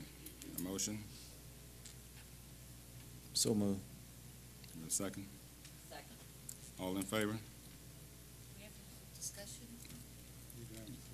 All right, let's have some discussion. We had some earlier, but we can go back and, Oh, yeah, well, basically, I did want to, I would like to reiterate that I do feel that the entire body as a committee of the whole is the only way to go, especially with finance. I believe every single person should be involved in any financial discussions.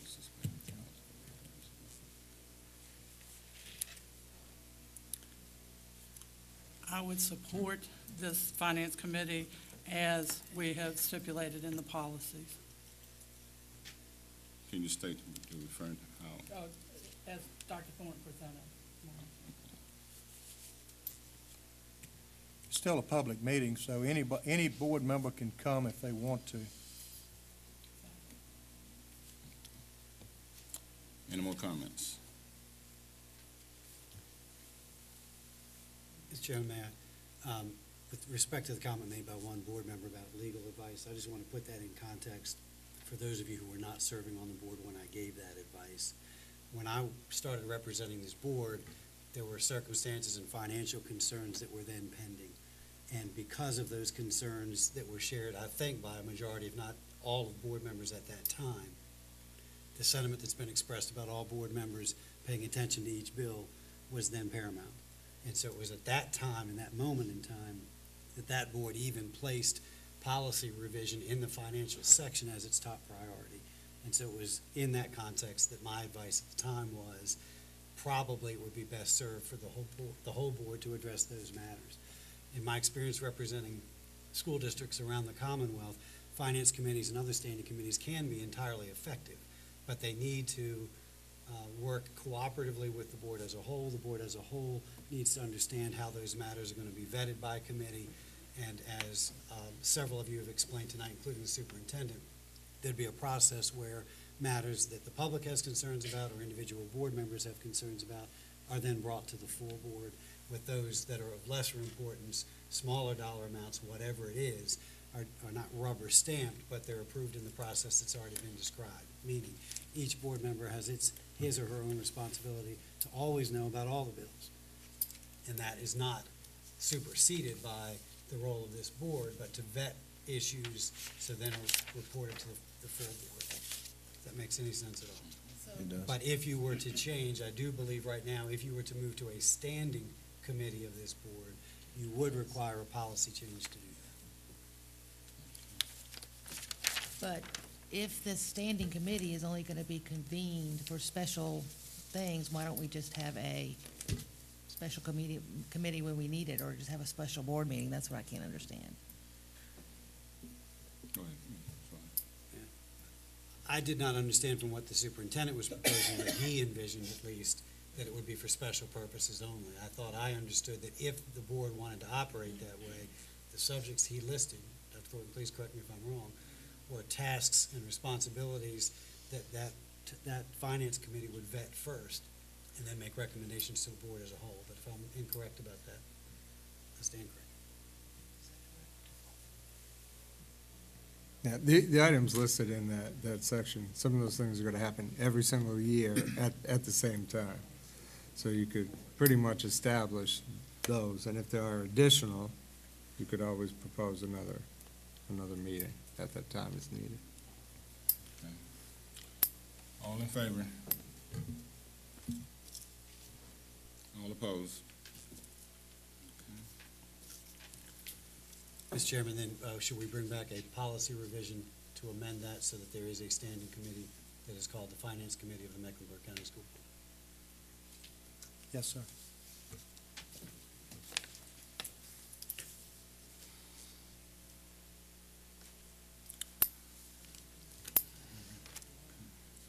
The next thing is, Dr. Thorne had presented the information on the security equipment for the grant program, and asked that we suspend policy in order to vote on this tonight.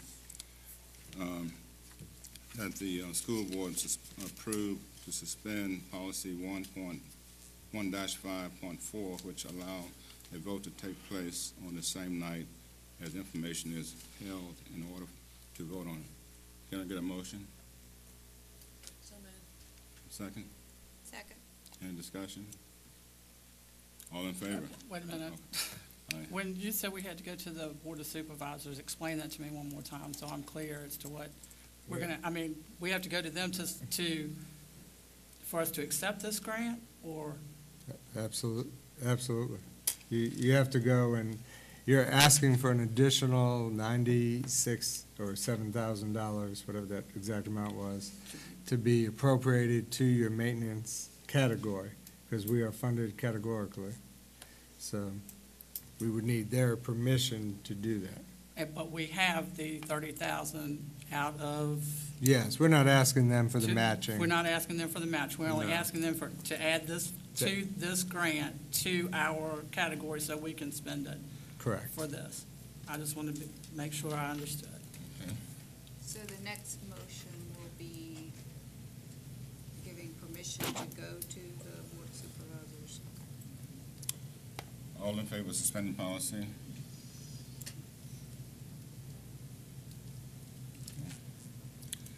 And at this time, can we have a motion to give Dr. Thorne permission? We need the negative votes there.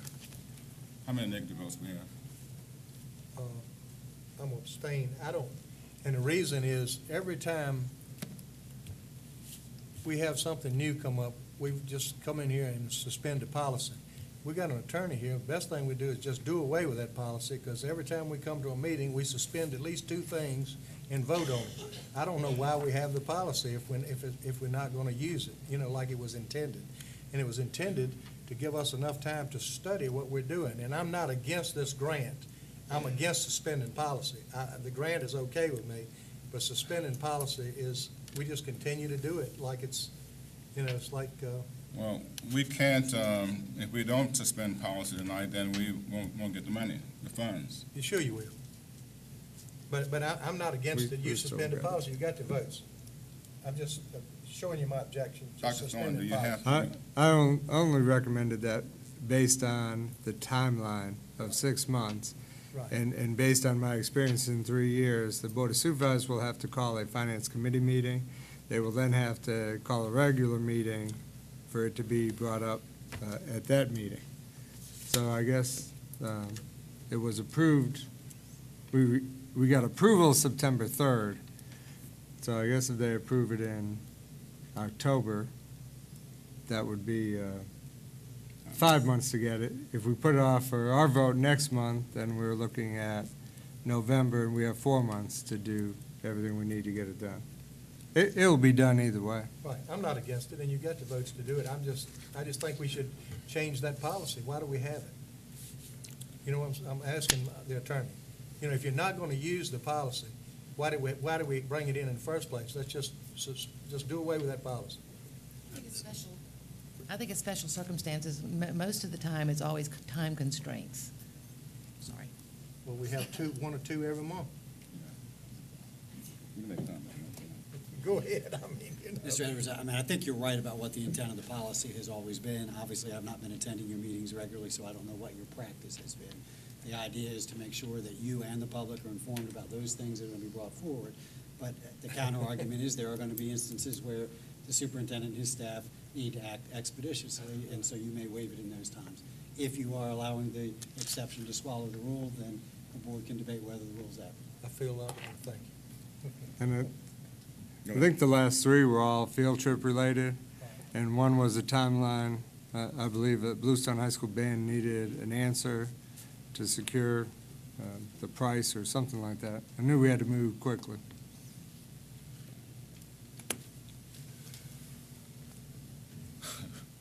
And at this time, we vote on giving Dr. Thornton permission to go before the Board of Supervisors for the share for the funds. All in favor? Give me a motion, please.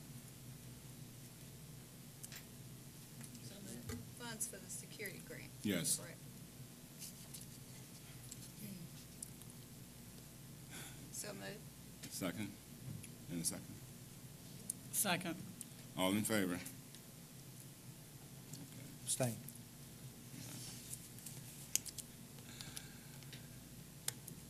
At this time, it's time for board members' remarks.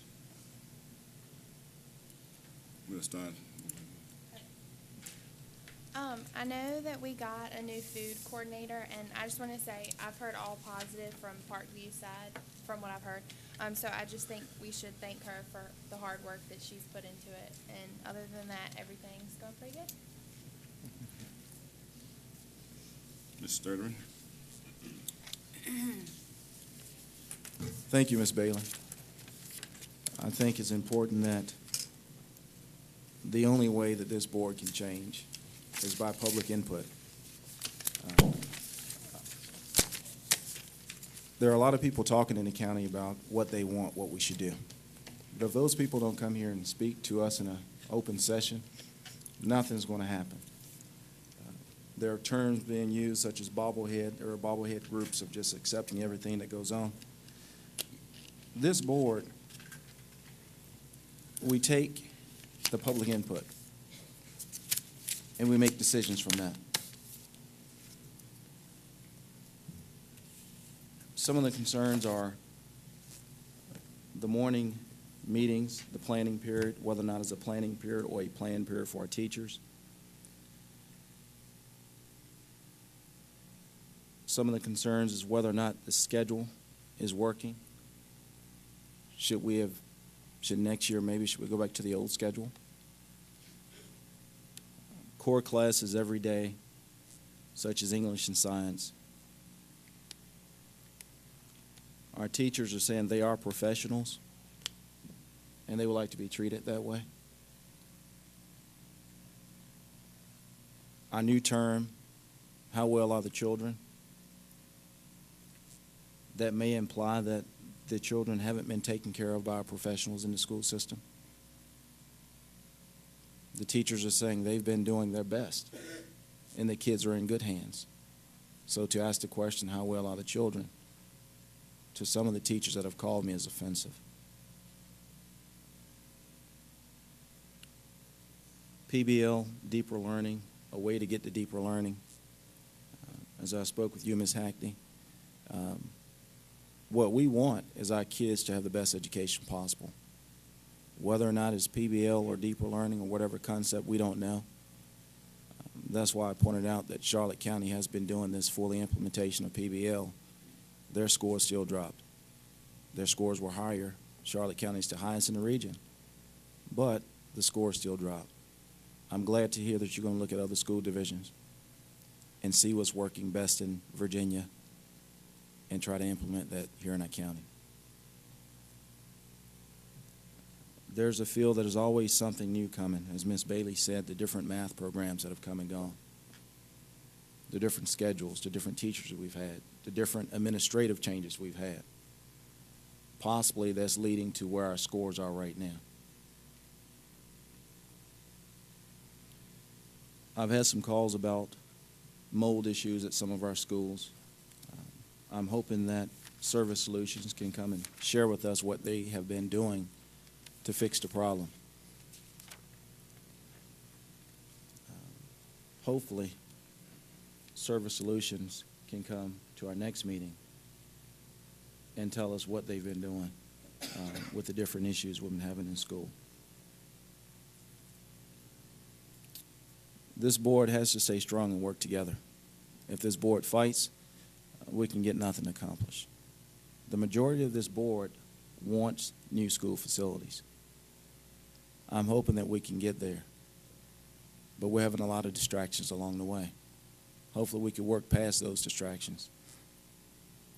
And I say this to the teachers. You have a teacher association. I would love to hear the opinion of the teacher association, good or bad.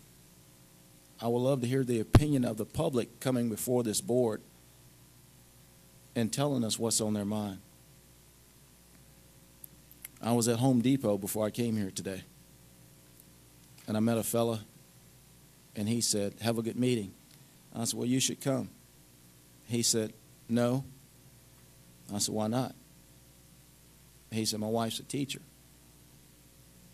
and I don't want that to fall on her if I came and spoke to the board." That's not right. I think it's shameful that there's this feel in Mecklenburg County that if they come forward, they're going to be terminated. That's not right. So I keep hearing the grumblings, but if you don't come to this podium and speak, it's just going to be rumor. So I would encourage people like Ms. Bailey, thank you again, to continue to come forward, express your views. That's all I have. Thanks. Many of the concerns that Mr. Sturdivant brought up, I've also heard, especially the morning meetings where the teachers are now being made to come to meetings and not given time to work on their subjects or meet with students. And this is quite a concern to mine. They're tired. They're losing their planning period because they're being made to go to different classes and observe other teachers. I think they need more time if the coordinators could work out a more flexible schedule, well, maybe one meeting a week, and then give them time to work on their own subjects or work with their own departments. That would be a great help. One thing I would like to say, I had lunch at Parkview Middle, and I will say the lunch was excellent. If you saw my plate, you wouldn't think I had not eaten in a month. So I think the food quality has increased, so thank the new food supervisor. Also, I came to the school board on Friday for a program, New Beginnings. I would like to thank Mr. Camden and Ms. Gilmer for the invitation. I enjoyed meeting a lot of the students. Also, the lunch was very good.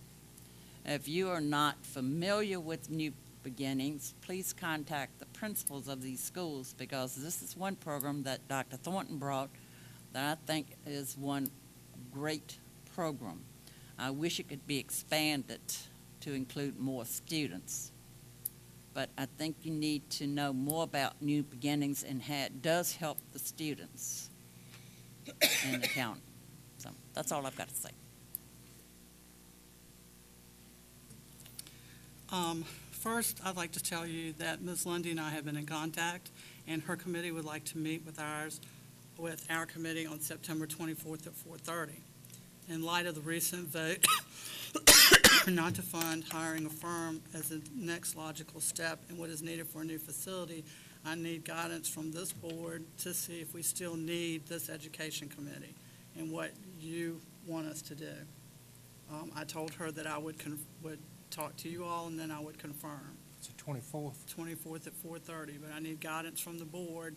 And do we really need to have this committee right now, since they voted to not to not hire the firm, and there really is no need to meet just to meet. So. You want the answer, I'll give you one. I do. I want guidance on what you. I'm on that committee. I know that. And it's not just about building a new school. The Education Committee, as the superintendent said earlier, if we're not going to do that, and it's going to be put off for a year, 2 or 3 years, we need to make plans to upgrade our facilities that we have and make them as good as we can. And to do that, that's the reason I think we had the 2 education committees, one so that we could talk to the Board of Supervisors, they could talk to us. If all this committee is about is getting $200,000, then no, we don't need it anymore, and everybody that thinks that ought to go home. But I think this committee should move forward and talk to the Board of Supervisors about making our schools that we already own better. We have, and I'll put this on you, we have people call me all day and all night because they know I'm a contractor. No air conditioning at Bluestone High School. Air conditioning not working at South Hill Elementary. Mold in the schools. Windows are open. Doors are open.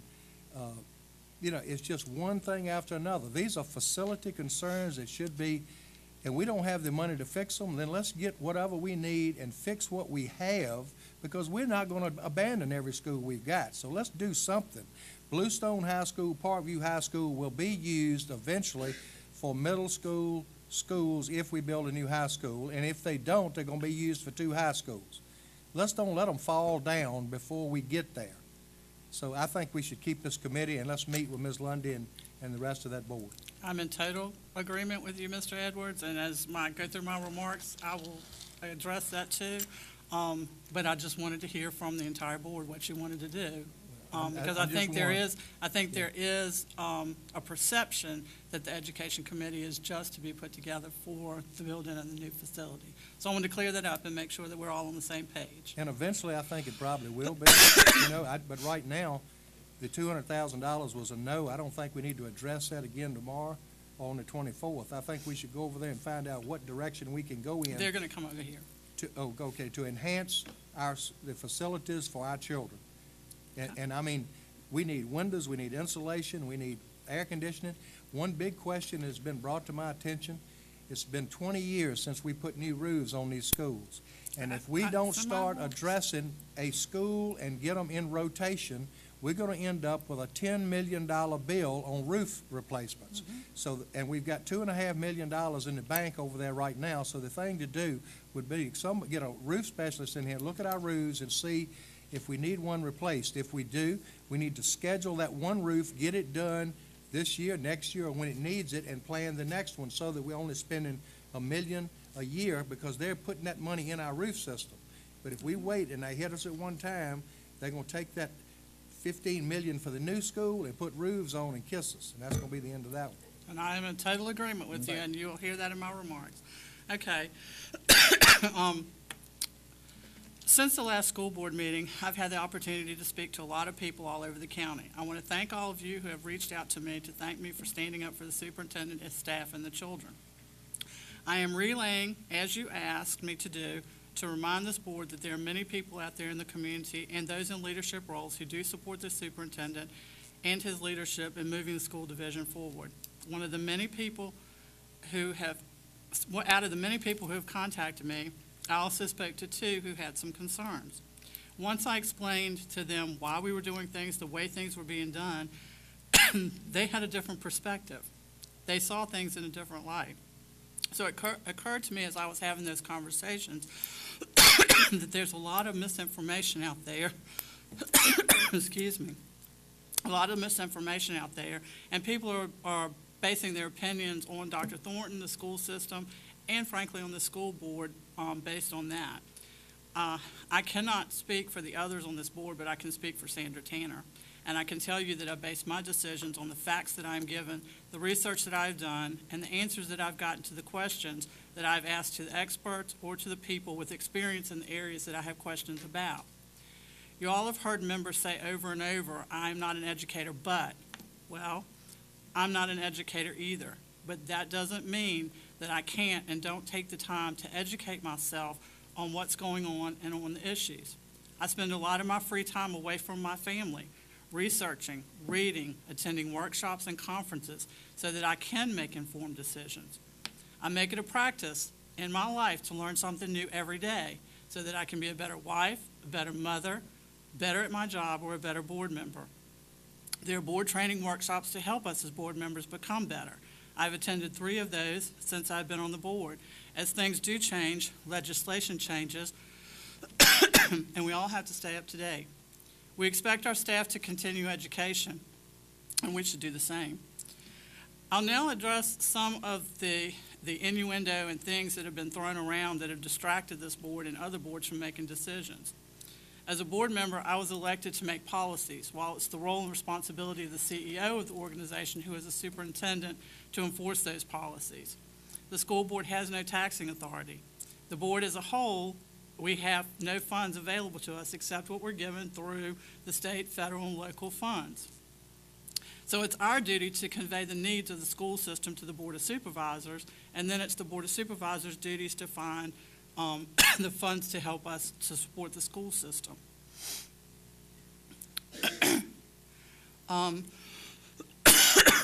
The school board as a whole is a policy-making board.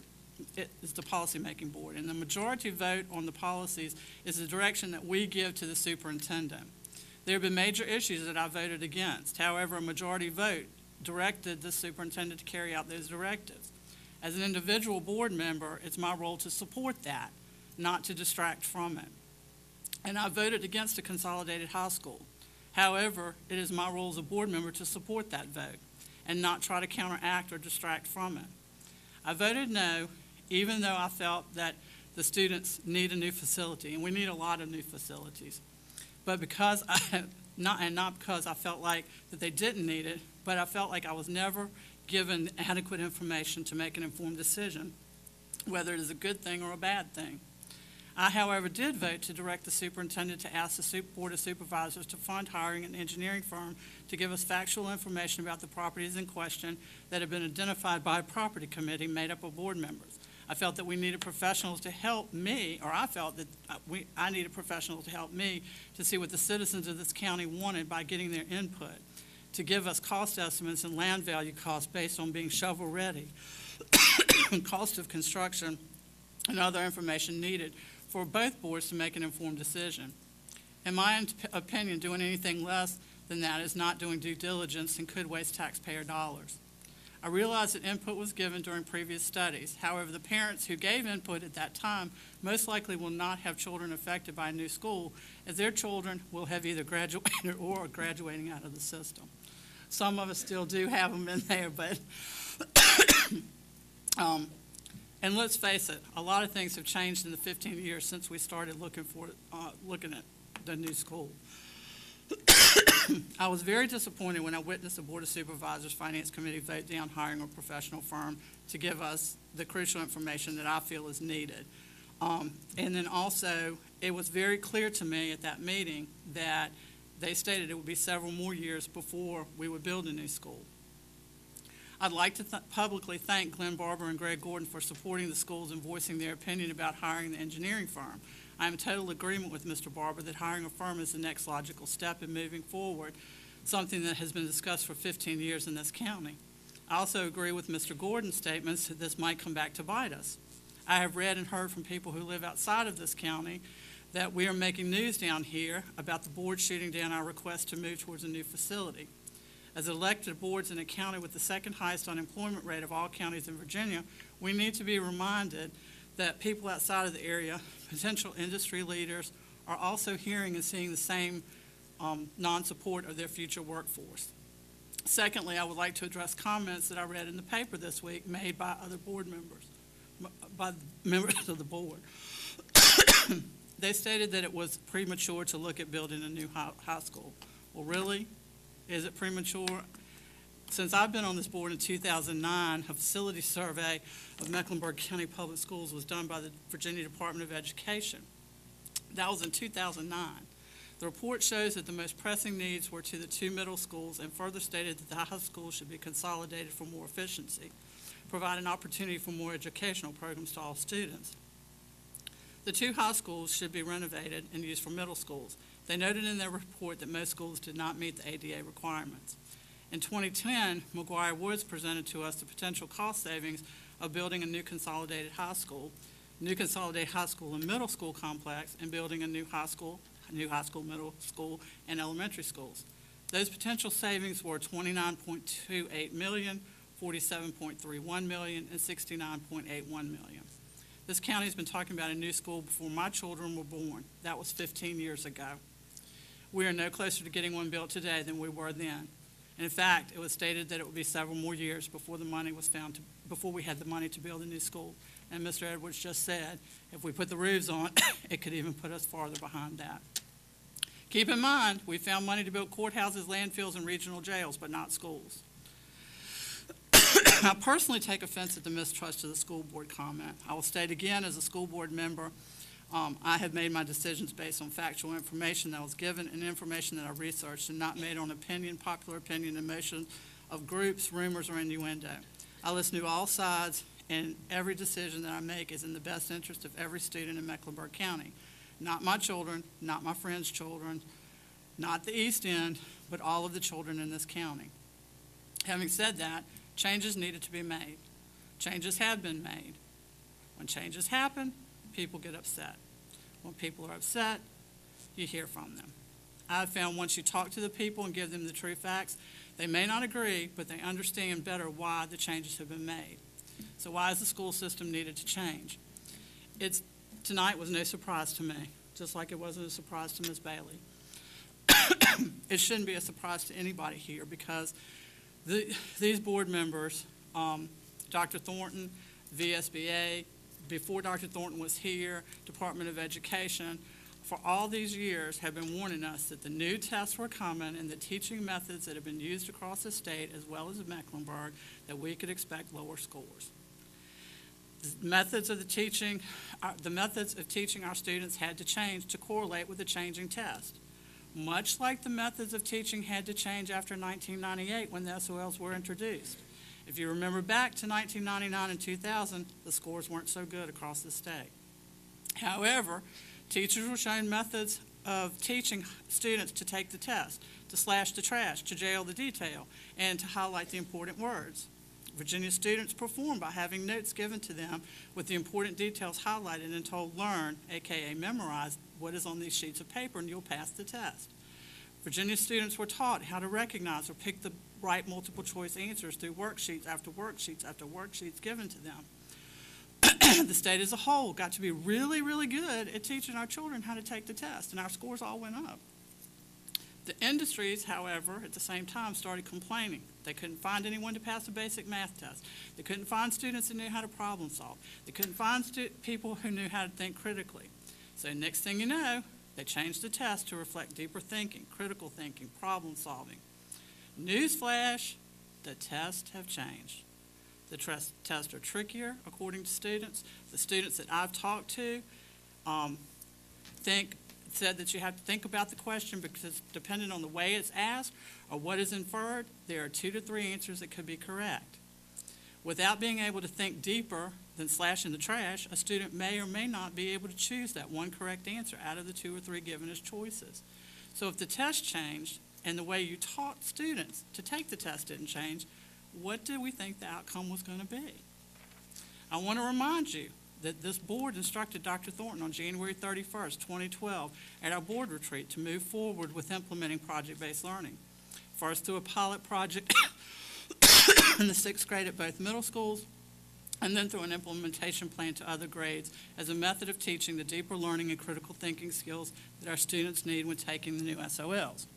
At our January 22nd board meeting this year, and at meetings following, our board members have spoken in support of PBL during board member remarks. This is reflected in our minutes, and we are very proactive to the changes that have been made in the testing. But I do caution you that even with this new method of testing, or this new method of teaching, it's not going to be an overnight success. It wasn't in 1999, it wasn't in 2000. We had to learn the test, and we heard that tonight. As for the teachers retiring over the last 2 years, when I asked Ms. Alga at a previous school board meeting if the numbers over the last couple of years were unusual from years past. She stated no, that she had the same number of teachers retired the last 2 years as had retired each year in the past. This should be no surprise to anyone, as I've been at Board of Supervisor meetings and sitting here when Dr. Thornton has addressed and explained, and no offense, but our aging teacher population. And that we would have people that would be retiring or leaving the system. Mecklenburg County's public schools is the largest employer of this county, followed by the hospital. And when I first heard about the 100, I said, well, you know, if we're losing 40 or 50 teachers a year through retirement and other life circumstances, we're doing well. But rather than just throw out a blanket statement like that, I went through everything this weekend that I have, all of our personnel reports for the last 3 years. From January to December 2011, we had 11 teachers retire and 19 teachers resign. That is a total of 30 teachers to leave the system for their own personal reasons. From January to December of 2012, we had 16 teachers retire and 31 resign. That is a total of 47 teachers. From January to September to tonight of 2013, we have had 13 teachers retire and 21 teachers resign, for a total of 111 teachers in a 3-year period. Not in 2 years, but in a 3-year period. That's an average of 37 teachers a year leaving the system, or an average of 13.33 teachers retiring in 3 years, and an average of 23.6 teachers resigning a year. Look at what's happened in the county over the 3-year period. We have had businesses close, prisons close, and considering that Mecklenburg County has the second highest unemployment rate of all the counties in the state of Virginia at 10.6%, employees have had to leave to move with their spouses elsewhere.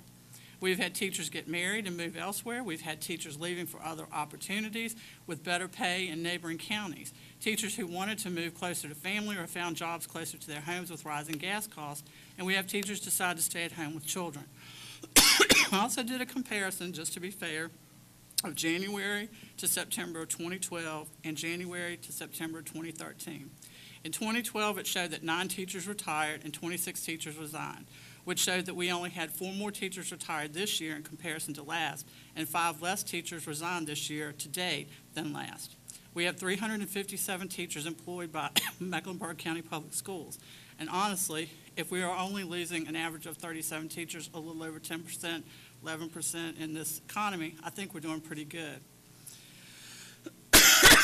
As for gauging the sentiment of the community by putting a bond referendum on the ballot in November, I asked why wasn't the public given the option by referendum for building of the regional jail, the landfill, or the courthouse. In my opinion, putting it to a referendum is premature. I feel like it would be better for everyone if all the information had been gathered with public input given, a full report was given to both boards and the public before it goes to a referendum to vote on the ballot. The board prior to me coming on, and since I have been on here, has used the Band-Aid approach to fixing the buildings with the promise that we're going to build a new school. Sooner or later, with 15 years of this approach, we're going to run out of Band-Aids. It was stated that a past school board waited until it was too late to put roofs on the schools and then needed funds to do so. I do not want to be a part of a board that waits until it's too late. I've always said if it ain't broke, don't fix it. Well, our schools are broke and have been for a long time. Since it is obvious that a new school will not be built anytime soon, then it's time that we fix what we have. I would like the board to have an assessment done to see what it would cost to fix the buildings, the air conditioning, the air conditioners at the gym, the middle schools, add the space needed for 21st century learning and skills, technology upgrades. I'm sure that fixing 50-plus-year buildings will cost the county more, especially technology-wise, than building new. However, this is the hand that we've been dealt from the funding agency for Mecklenburg County. As for not wanting to start one project before we finish another, I honestly don't feel that we were starting one project before finishing the elementary school renovations. As a board member, I feel that we were taking the next step in gathering information to move our capital improvement plan forward. A plan that the plan itself would probably take 6 to 9 months to complete after the bidding process and the firm has been hired.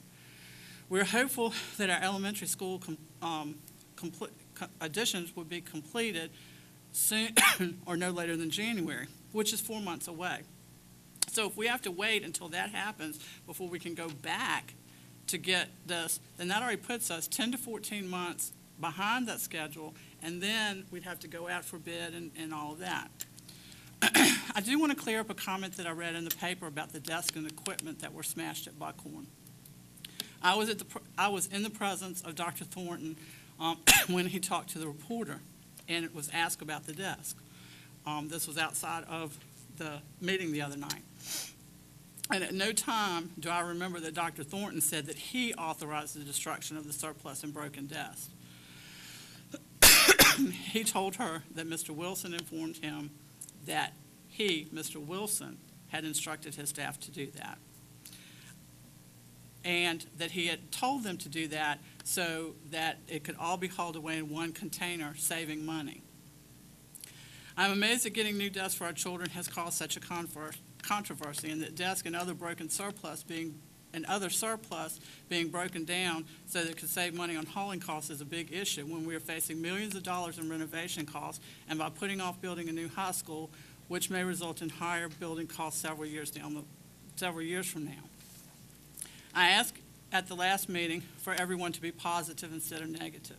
And tonight I'm asking that you not judge the school system or the personnel until you've talked to them, checked into what's factual and real and not rumored or opinions. The bulk of information can be found on the MCPS website. I encourage you to use it. If you cannot find the answers to your questions on the site, contact the superintendent or central office staff.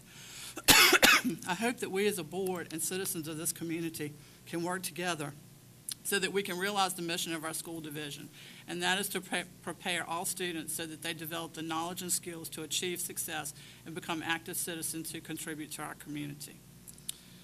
And that's all I have for tonight.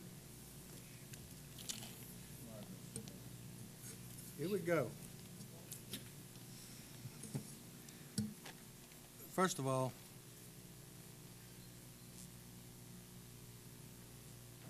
I can't believe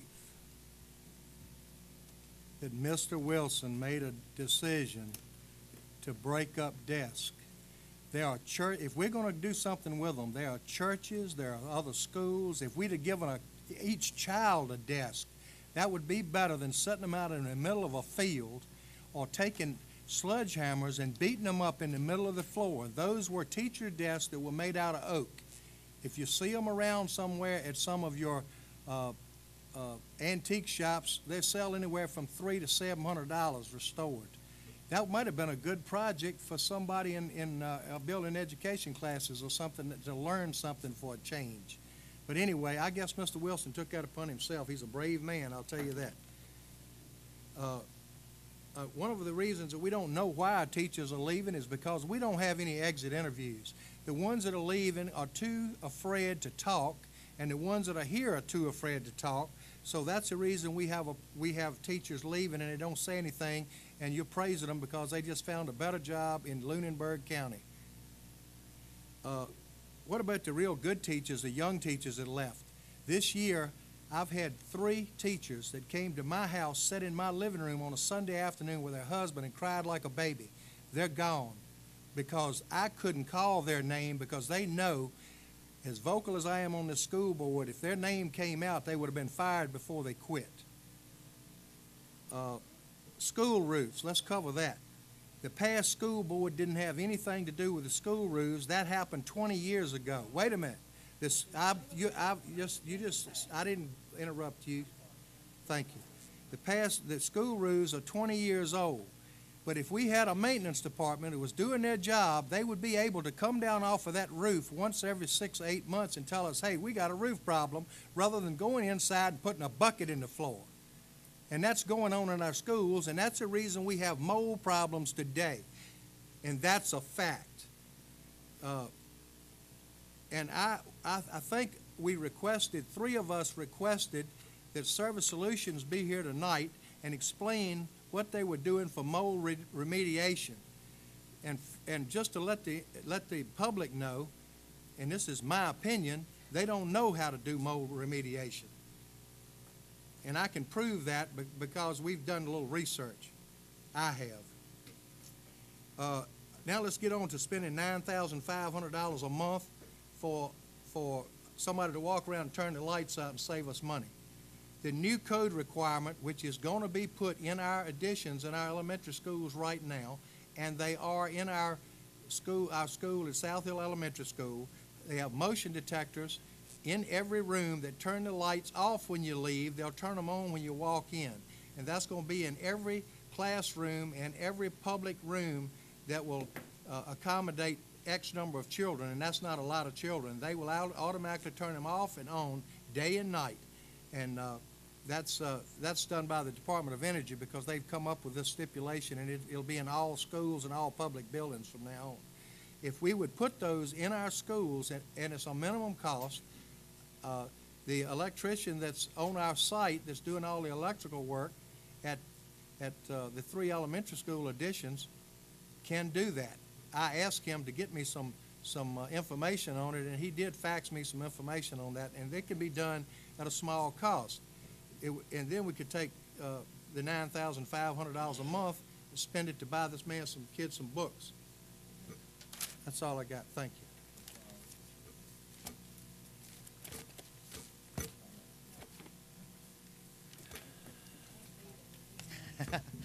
I won't be quite as long, but I have some of the same concerns as Ms. Tanner. I do want to voice my support for project-based learning and our deeper learning initiative. Dr. Hackney has done an excellent job explaining the urgency of our mission in her blog, and I'd like to thank you for that. The U.S. Chamber of Commerce estimates that the 3 million plus jobs that go unfilled due to the skills gap is expected to reach 7 million by 2018. That's not too far away. Also, by 2018, nearly 2/3 of all jobs will require some post-secondary education or training.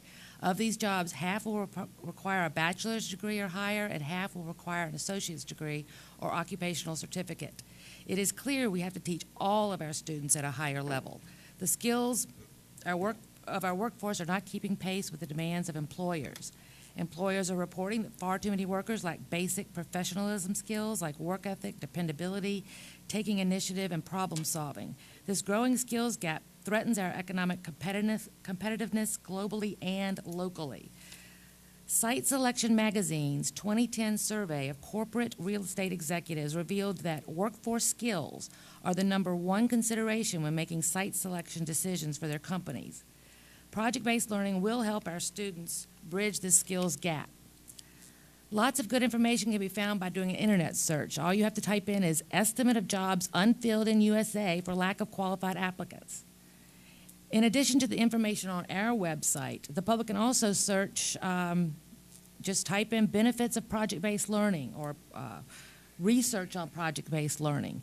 You will find an abundance of research going all the way back to the 1990s on the successes that PBL has had. And I've also talked to many teachers and students from our division and other divisions, and their excitement is contagious.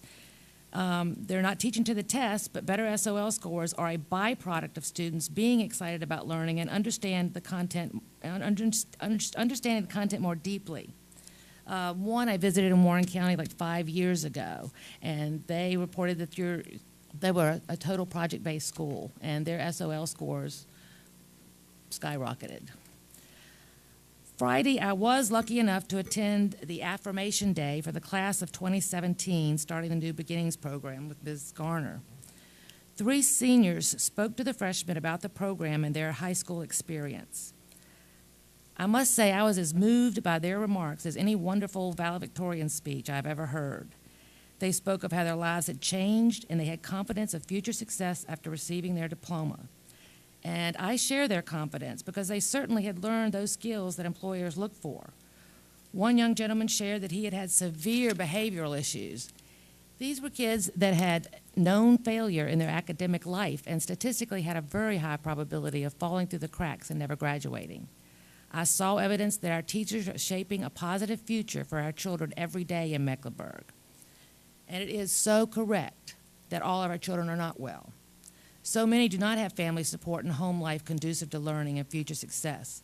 A lot of kids have obstacles to overcome. That's why I'm so excited, too, about the 5 Habits of Heart and Mind that is embedded in our PBL curriculum. I've had a lot of questions from the public about these habits, so I searched and tried to find the best definition of what these habits are.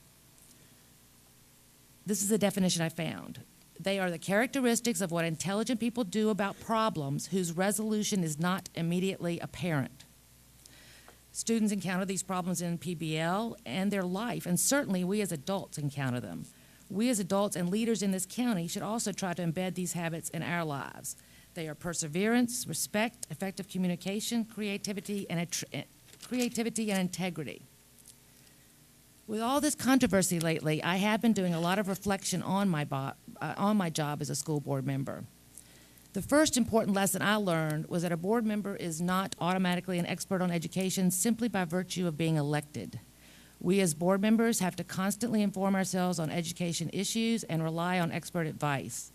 No doubt some board members may be experts in one area or another, but most are not truly experts in the larger topic of educating our children. My job is voting, so with every vote, I will take all the available facts and advice of experts and vote my conscience on what is best for student achievement. That's why we're all here.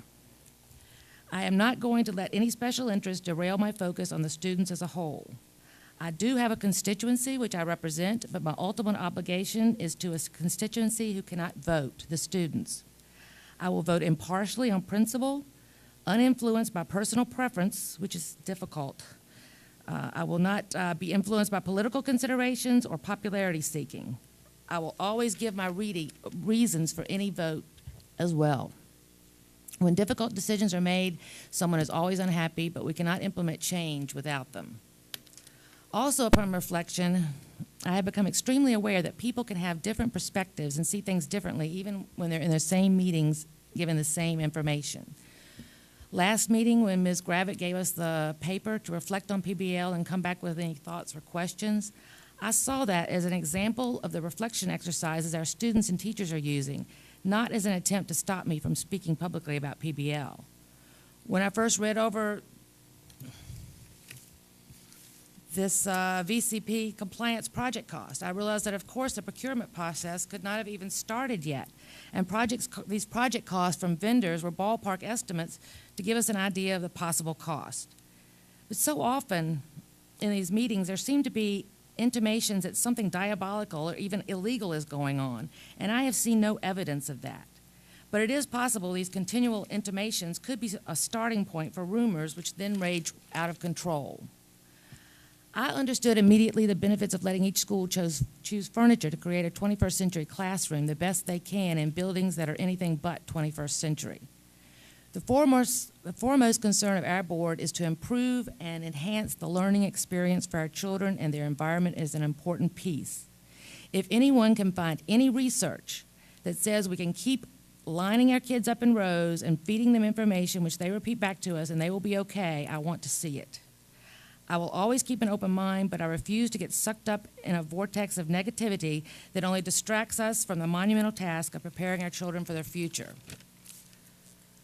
One last internet search that I urge concerned citizens to do is simply type in your favorite search engine the words school boards and micromanagement. There are many articles that say good school boards know the difference between governance, which is their job, and management and administration, which is the superintendent's job. And these high-functioning boards place a high priority on respecting that difference. It appears from these many articles that micromanagement is the cause of most problems of school boards, and Mecklenburg County has a long and not so proud history of it. The board is responsible for setting policy and establishing goals for the school district. The superintendent works for the school board and is the person who translates the policy into action. The superintendent and staff run the schools, making the day-to-day decisions that affect the schools consistent with the direction given by the school board.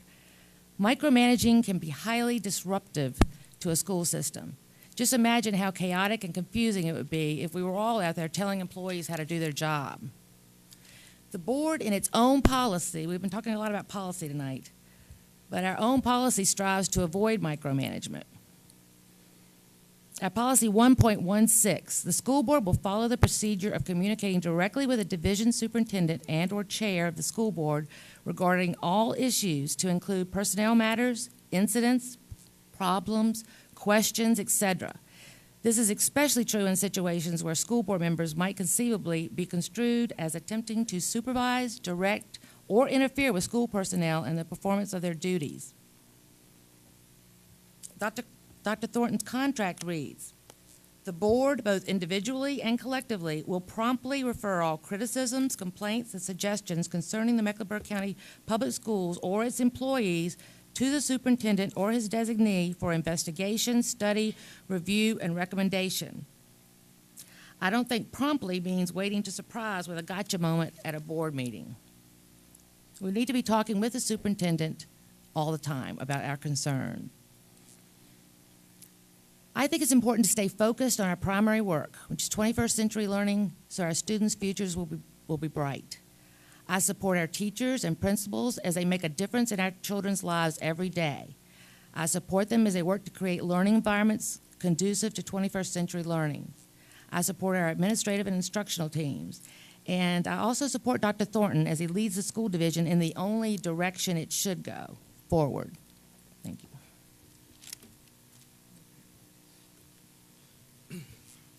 Good evening. I would like to thank you all once again for this opportunity to be a part of the school board. I would like to say that after seeing the SOL scores tonight, I'm very happy that we're going to do something about it. We need PBL. To be honest, in college, some colleges now are doing PBL. As I tour some colleges, I see it. Especially of those, us in the high school, we need to pass it SOLs. And the only way to do that is with PBL and deeper learning. I had an opportunity to read the newspaper the other day about them canceling the new high school. I love Bluestone and being a Barian, but our buildings are truly falling apart. We need a new high school. As I just read here, Bluestone High School was built in 1954, which means our school is 60 years old. Sooner or later, that school is going to fall down. So I will do whatever it takes, if that means me taking a pick and with the whole student body behind me marching up to the Board of Supervisors requesting them to approve us to move forward with this new consolidated high school. I will do that. Also, I would like to say that I love Dr. Thornton. I might not support all his ideas, but he's a great superintendent who's here for the students and puts the students first, and that's what we need in this county. I also support all the board members, my principals and teachers, even though they give me a hard time. I love you guys. And I would really love if this whole board and also the public can get along so we can get back to the top priority, which is educating the children and improve our academic standing. Thank you. Amen.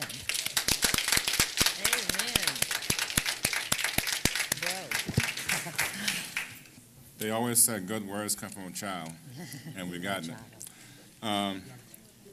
Young man. I just wanted to say that when we had the teachers, we had the convocation back last month, and we had the Deputy Secretary of Education, Dr. Sadeghi, came here and talked to the staff. He has a PhD in education. And we have Dr. Hackney, she has a PhD in education. And we have Dr. Thornton have a PhD in education. Those are three people that said we're going the right direction. And I have a bachelor's degree, but I have a PhD in common sense, that we hire people to do a particular job, and we give them direction, and we have to support that. I support what we are doing, and I got confidence in all our teachers that we're going to make a change in 2014. When come in May, we're going to say how well our children, we're going to say they're well. Now, the old saying that no child left behind, there have been a lot of children left behind, see? But we're going to see a change in Mecklenburg County, and we have to work together, and the board has to work together to see these changes. That's all I have. Dr. Thornton. I'd just like to follow up on a couple items. One, I think someone asked about the enrollment, and I'll get the exact numbers, but I do know currently our enrollment is up this year over last year. But I'll get the exact numbers. The other issue was the mold. I was asked to bring Service Solutions to tonight's meeting. I think I was asked Friday. The man could not come tonight with that short of notice. They are not mold experts. They are cleaning experts. I did do some research and what has been done and the mold concerns, and I just wanted to share just briefly some of that. Mold usually forms, and I did some research and looked up at the EPA standards, and I also won the National Clearinghouse for Educational Facilities. Molds can be found almost anywhere. They can grow on virtually any organic substance as long as moisture and oxygen are present. There are molds that can grow on wood, paper, carpet, foods, and insulation. When excessive moisture accumulates in buildings or on building materials, mold growth will often occur, particularly if the moisture problems remain undiscovered or unaddressed. If it is impossible to eliminate all mold and mold spores in the indoor environment, however, mold growth can be controlled indoors by controlling moisture indoors. That's just briefly. Some of the items we have, when you talk about a mold problem, we have some isolated areas that have occurred. And one, Bluestone High School in the library, a pan busted over the ceiling tile in the room which used to be a gymnasium and now is a media center, and water sat on the floor for a period of time. And it's supposed to be picked up within 48 hours. I'm not sure how long it sat there before it was discovered. We did clean that up, or Service Solutions cleaned that up. They used some products, and I've got copies of the products for you, Mr. Sturdivant. And there is mildewcide, or whatever it's called, within the product as well. The man states they're not mold experts, however. Also in my research, one of the problems at Clarksville Elementary was one of the air conditioner units that was dripping onto the carpet and wasn't cleaned right away. It was a mildew smell. There was no apparent mold spores in that. And I believe those air conditioners were put in, I'm not sure, 15 years ago or so, as a short-term solution before we build new schools. I think they're running past their warranty. Also, in my research, there are not any EPA regulations or standards for airborne mold contaminants. However, on the EPA website, they do give you an indoor air quality toolkit for schools, which I'm researching. One of the things in there, they do say, and this is a maintenance job, not a custodial job, ensure that mechanically ventilated rooms run continuously, not just when they're occupied. Inspect roofs, ceilings, walls, floors, carpeting for leakage and mold growth. And we're doing that. Bluestone High School, the librarian did complain of headaches. We haven't really received too many other complaints, but because it is the quality of our people in that school we're worried about. On the guidelines, it says when visible mold is present, an extensive and costly testing protocol is not required. Rather, schools can use their limited financial resources more effectively in identifying and correcting the water problem and remediating visible mold growth. We did remediate it, we cleaned it, and we are spending almost $1,000 to have that room tested just because we want to be doubly sure. But every time there's a water leak and we clean it, does not mean we have a serious mold problem that we need to bring in and spend $1,000 for a test. This happens routinely in schools throughout the nation. We had another mold issue, if that wasn't disclosed, and I'm advocating for my principals, when you find an issue, put it online and let them know. Parkview Middle School, we found mold that had been sitting in a closet for quite some time in one of the trailers. We believe it was quite some time because it was pretty extensive. Right, Mr. Spence? And we moved those students and we've remediated that problem. So I don't know what Service Solutions can tell us other than the products they use when they come and clean it. But it's our responsibility to be preventative and fix that. And that's the only other thing I want to comment briefly on is these constant I mean, this has been going on for over a year now, this retaliation. Retaliation is such a convenient thing to throw out. There is a procedure, and I've said this before publicly. There's only a few people who report directly to me. And if they're not doing their job properly, there are steps that I take, written documentation, to correct that problem so they do it well. Then as you go down to the levels, teachers report directly to a principal. A principal then reports to a director. The director then reports to the assistant superintendent.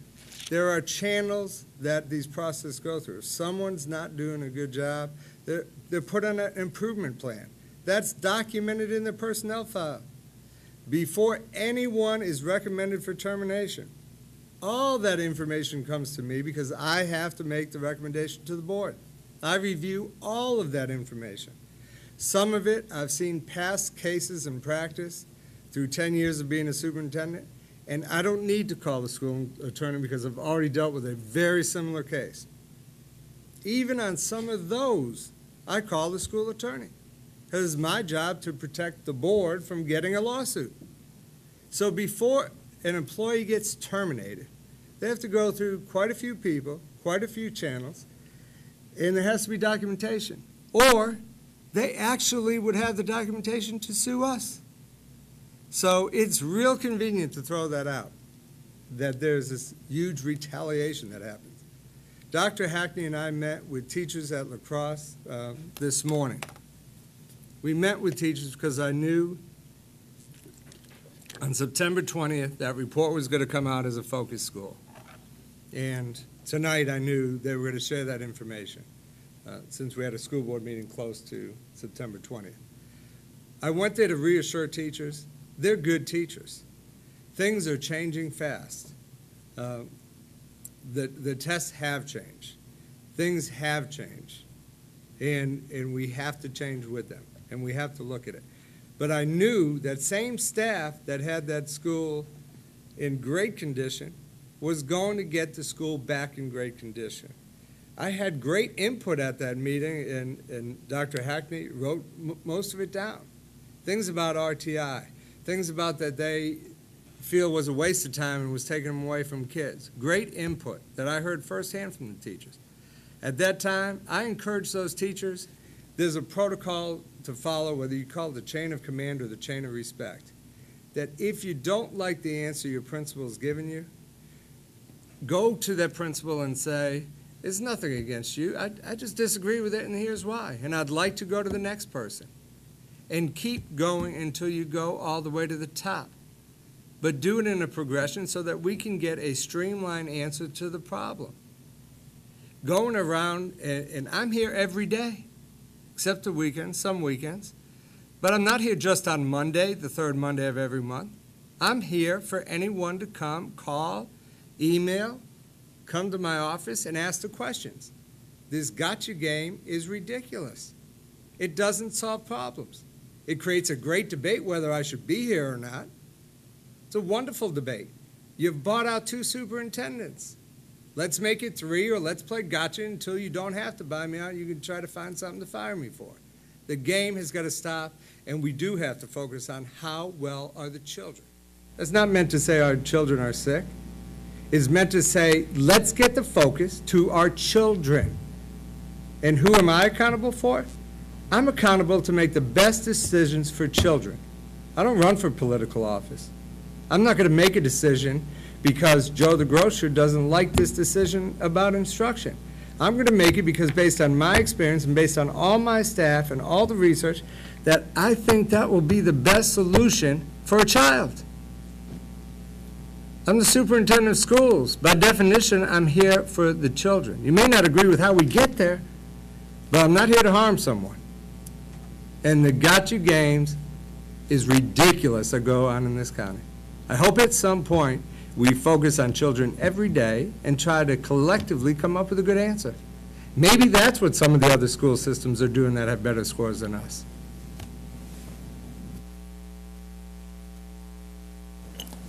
If there is no more discussion at this time, can I have a motion to adjourn? Second. All in favor?